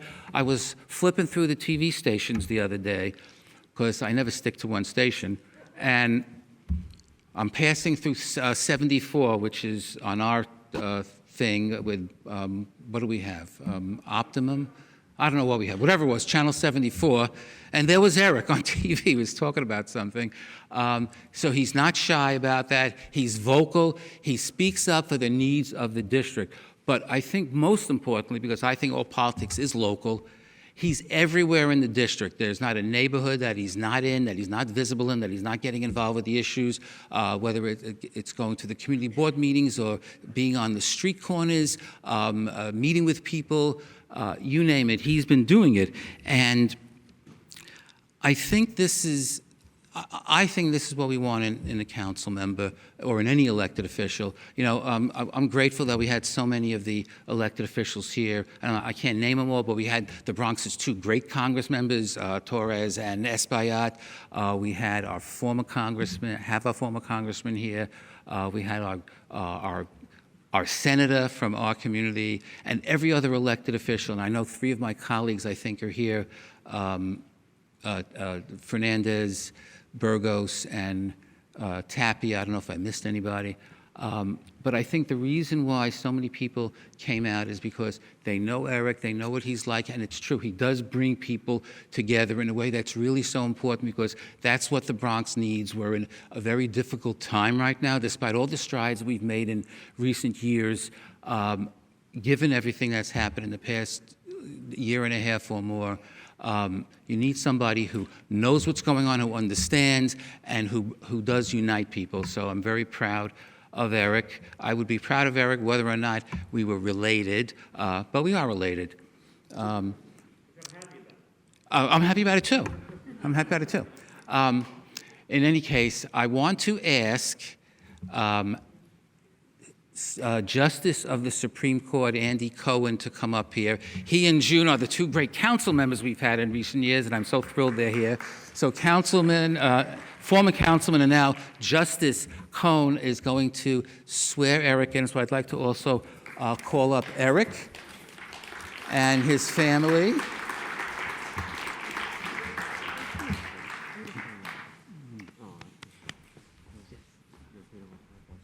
Yes, I'm going to walk this way because I'm. Okay, just give me a second. Justice? Yes. All right. Oof. Good afternoon, everybody.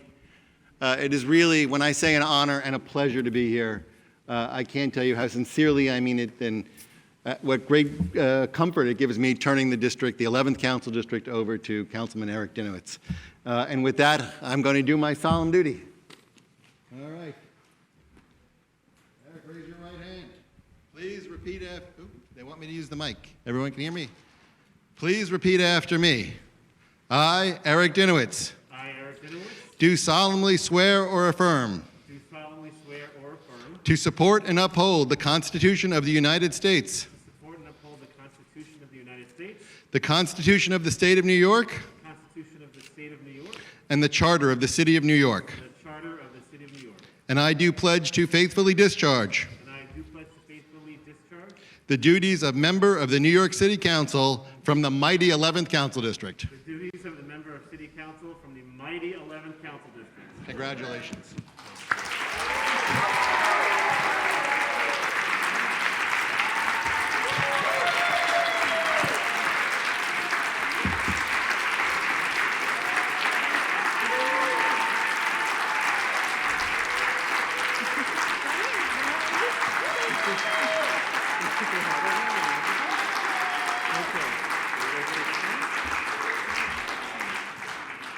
Okay, he wants to stay. All right. I think we can manage him to stay.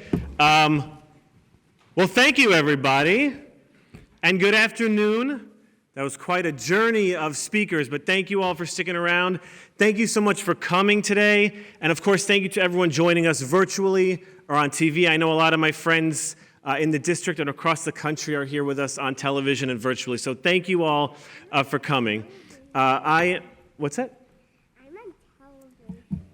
One sec, everyone. Now you're on television.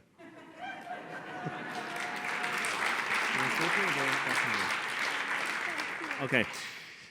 So, hello. I'm Eric Dinowitz, your new council member in the 11th District. And it's really an honor to serve each and every one of you and to see you here. First and foremost, there's a lot of thank yous. That's like half the speech is thank yous. First and foremost, I need to thank my family, my wife Tamar, and my two boys, Alex and Jesse. I'm difficult enough to deal with to begin with. But then, running for office, it really is a whole family affair. Being the partner to someone who's campaigning is harder than just being a partner. Tamar, you had to deal with me in and out of the house, with crazy schedules, coming home late, or just holed up in the office. The boys had to deal with that. And especially during this campaign, there was a lot of talking on the phone to constituents. I spoke to over 1,000 constituents because of COVID. And let's just say a lot of constituents, a lot of voters know exactly what my kids sound like running around the house and screaming around the house. But especially to you, Tamar, it is a real sacrifice to give up a career outside of the home, to have a career and work inside the home, taking care of our family, and taking care of me, especially a candidate for office. So everyone, please, another round of applause to Tamar. And of course, to my boys, Alex and Jesse, or as some of you know them, the Twinowitz, or as they prefer to be called, the Council Boys. So thank you all. And of course to my mother, Sylvia Gottlieb, and my father, Assemblymember Jeff Dinowitz, or as he prefers to be called Eric Dinowitz's father. That's gonna stick, I promise. But thank you for being the best parents I think a son could ask for, and really showing me what it means to serve our community. And my gratitude to our elected leaders who just took the stage. You are all truly distinguished public servants. And to Senate Majority Leader Chuck Schumer, we talk about unity. He's building bridges, literally.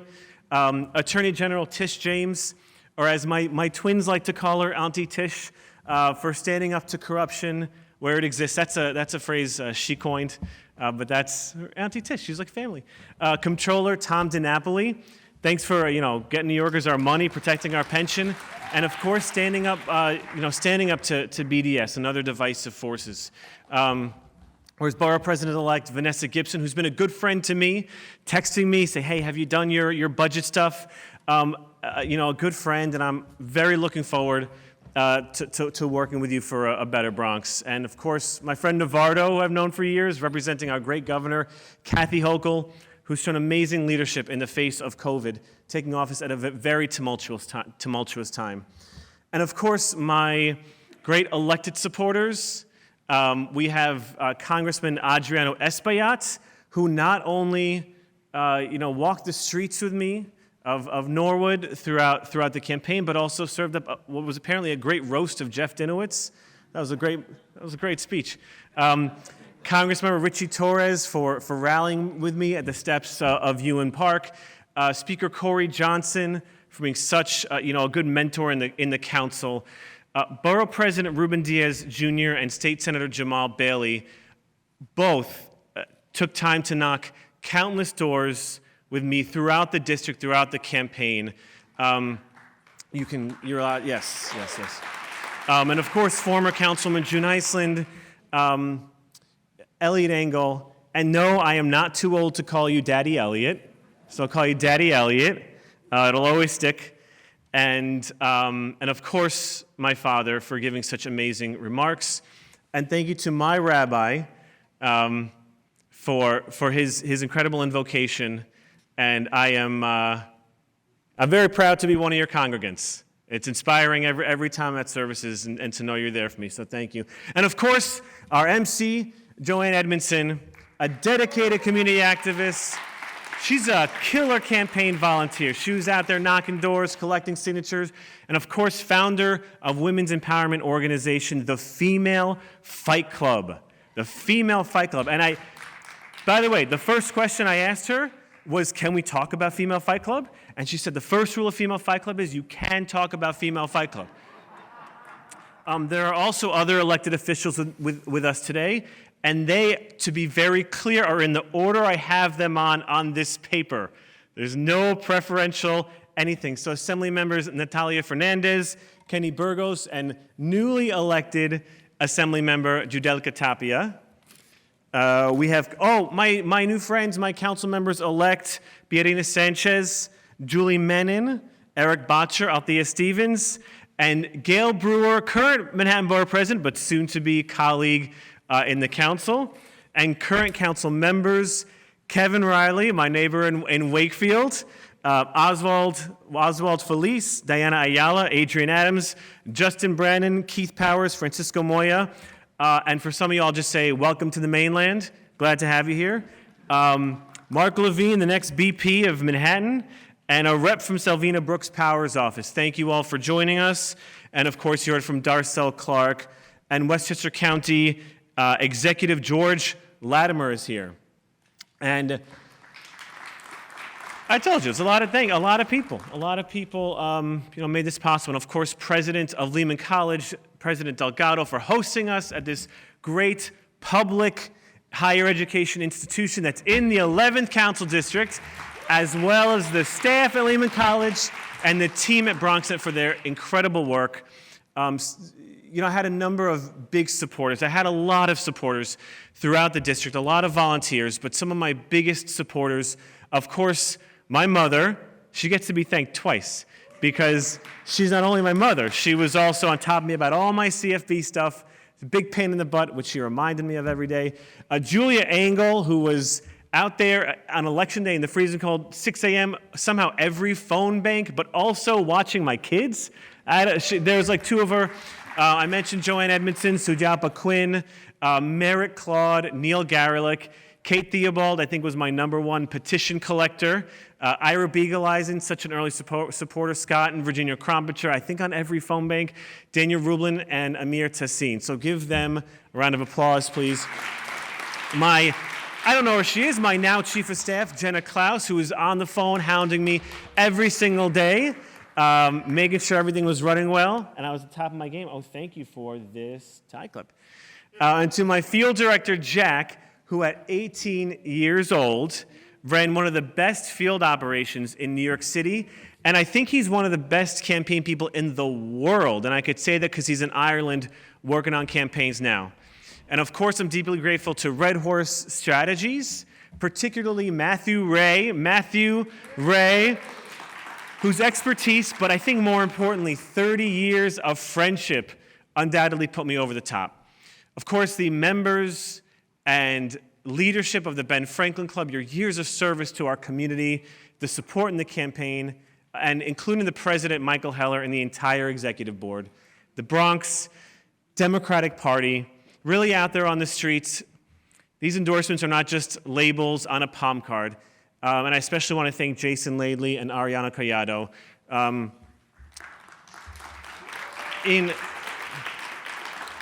And in addition, we had daily calls. And so, of course, Jenna and Jack and my father were on those calls. But two of my good friends were on those calls many times to ensure that I was doing what I needed to do, talk strategy. And, sometimes it was like just to gossip. But two people I want to thank are Randy Martos, my co-district leader, for her wisdom, but also for checking in on me emotionally and keeping us on task. And Bill Weitz, our state committeeman, for his years of wisdom and insight. And of course, he was actually my chief of staff for the first few months while we were opening an office and still running a primary campaign. He got us up and running. So thank you very much for that. Though I did name a lot of people, those are just some of the hundreds of local volunteers. Volunteers who made calls, they're writing letters, they were putting up posters, they were standing on street corners, sometimes in the freezing cold, texting friends, volunteers from all corners of the district, from all age groups, all backgrounds, spreading our message and talking to people. Now, some of these volunteers were veterans in the political world I've known for years, and you heard from some of them. But for many, for most of them, this was their very first campaign. We had volunteers in high school not old enough to vote. We had older adults who had spent decades voting but never participated in a campaign. We had community members who found that they had a voice in the future of our community. We had union members who were excited to have a brother in labor in office. That's right. Y los inmigrantes que le gustan que yo hablo español. L'chaim. La verdad, que estoy aprendiendo español. Y para las personas que no hablan español o inglés, teníamos más de 10 idiomas en nuestra campaña. We had more than 10 languages spoken on our campaign. We brought together a broad and diverse coalition of community members and small businesses, tenants and co-op shareholders, homeowners, elected leaders, union members from across all ethnic, age, income, religious, and political backgrounds. And because of this broad and diverse coalition, we not only won the election, but we won every single neighborhood in the district.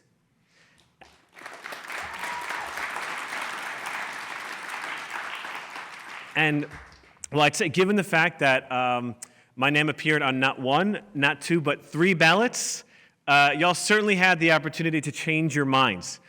And, that's a testament to the strength of our message for the future of the North Bronx and the inclusivity of our campaign. There were some that wanted to cast me simply as the son of an assembly member. I'm very proud of that fact, by the way. But that's how they wanted that's how they wanted to cast me. They wanted to turn me into a boogeyman, wooga wooga. They would say it's the evil machine trying to steal the election. We've heard that before, right? But, when all was said and done, voters saw me for me. They saw my long-standing commitment to the local community and our shared values. They saw these values demonstrated time and again in my work for our community, in my work as a chapter leader, in my work as a teacher, and not just in my rhetoric or in my Twitter posts. And although I've been elected by the vast majority of the district, make no mistake, it is my job to represent the entire district.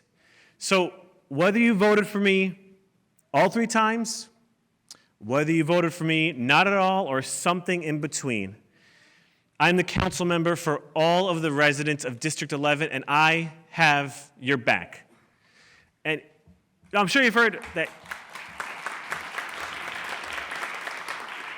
So if you haven't heard by now, I was a teacher. It was mentioned once or twice.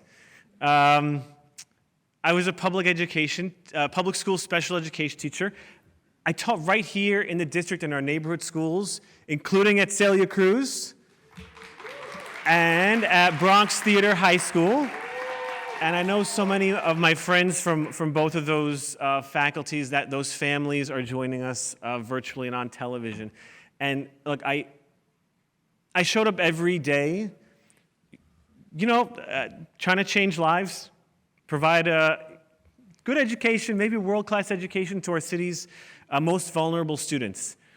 But, while teaching lessons, I learned crucial lessons myself that would drive me to public service in this realm, in the political realm.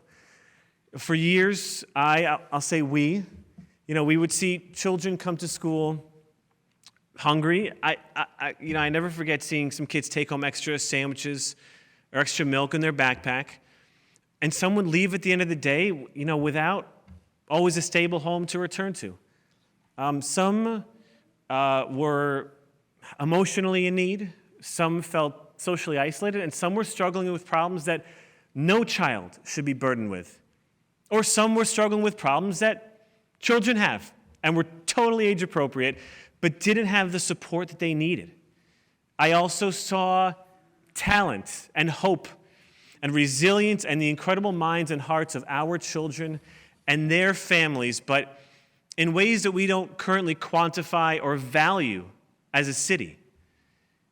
I ran for office for them because I knew I could help our kids and people with disabilities more outside of the walls of the classroom, in government. And now I am proud to be a member of the Education Committee on the City Council.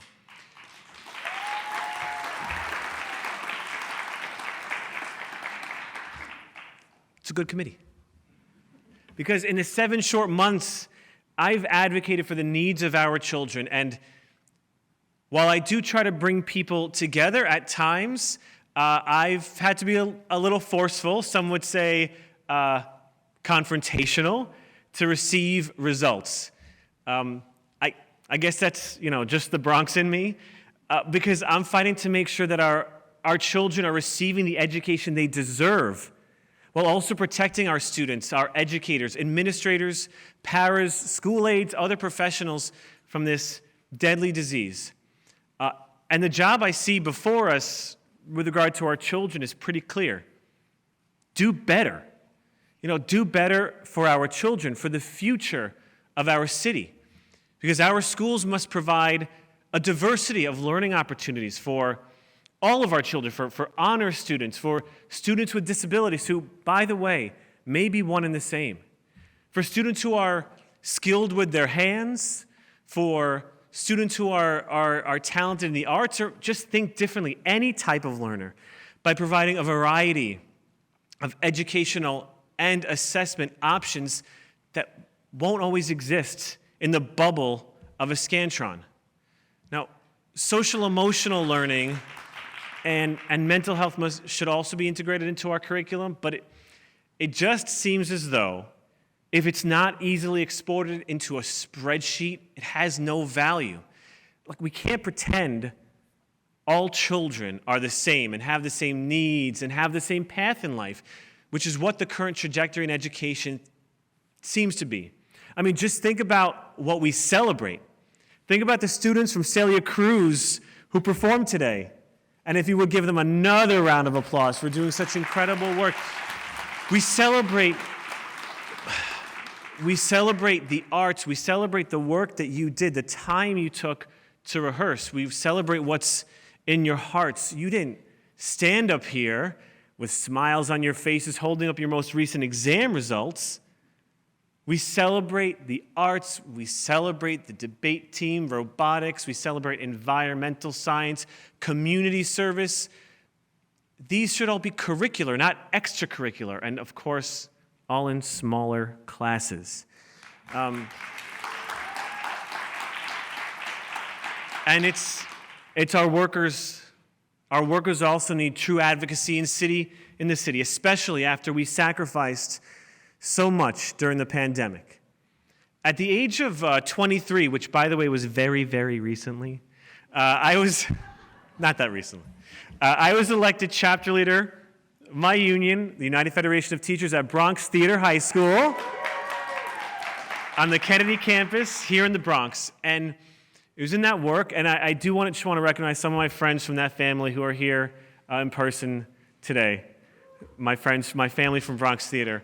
It's been a while since we've taught together, but I do consider you family, and it was from you and our friends and our colleagues that I learned, and I saw it firsthand.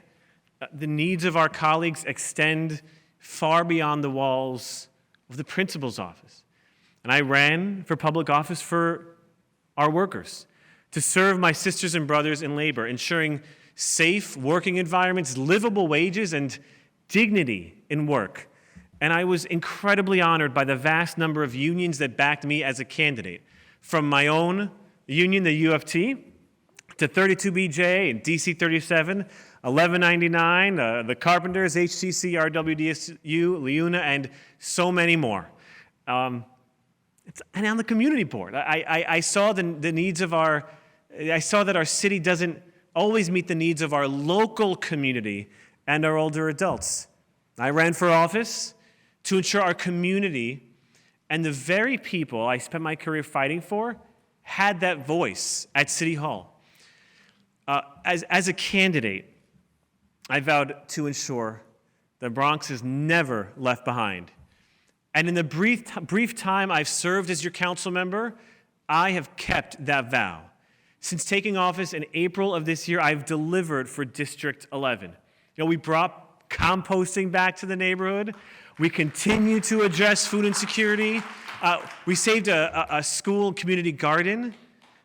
We secured millions, as you've heard, we secured millions of capital dollars, which is huge, but also got new garbage cans, which is, also huge to a lot of people. It's like their number one thing. We are present in every corner of the district, and we provide superior constituent services thanks to the wonderful staff I've assembled. I don't know where they're sitting or if they're standing. I'd like my staff to, they're probably backstage. My chief of staff, Jenna Klaus, Mike Corbett, my legislative director, Angel, oh, there he is, Angel Legere by the controls over there, Enzo Manzano's over there, and at home with her brand new baby is Sabrina Campbell.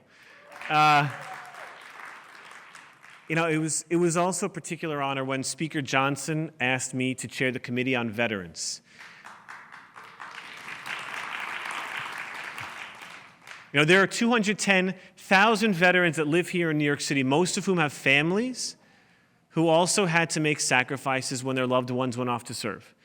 Over the past few months, we've concentrated on a bevy of issues that would improve the lives of our service members and their families, including discharge status upgrade, assisting those who received an other than honorable discharge due to their sexual orientation or as a result stemming from PTSD, traumatic brain injury, or even for pregnancy. And upgrading their status will allow those service members the ability to receive the federal benefits they have earned through their sacrifice, as well as their dignity that they earned through their service.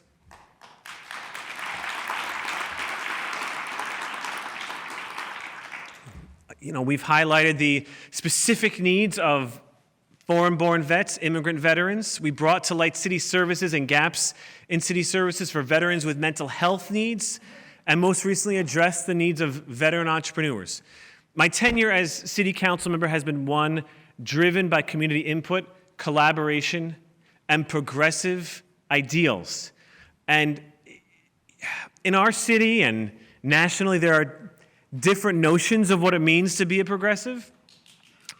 To me, being a progressive means focusing on those who often need the most support, including children and working families and older adults and people with disabilities, ensuring an equitable distribution of resources, and striving for both equality and equity in our society. It means staunchly protecting our environment and creating a democracy that works for everyone. It means facilitating positive relations with law enforcement, not abolishing them, working with the local community to create and protect affordable housing and addressing the needs of non-citizen immigrants.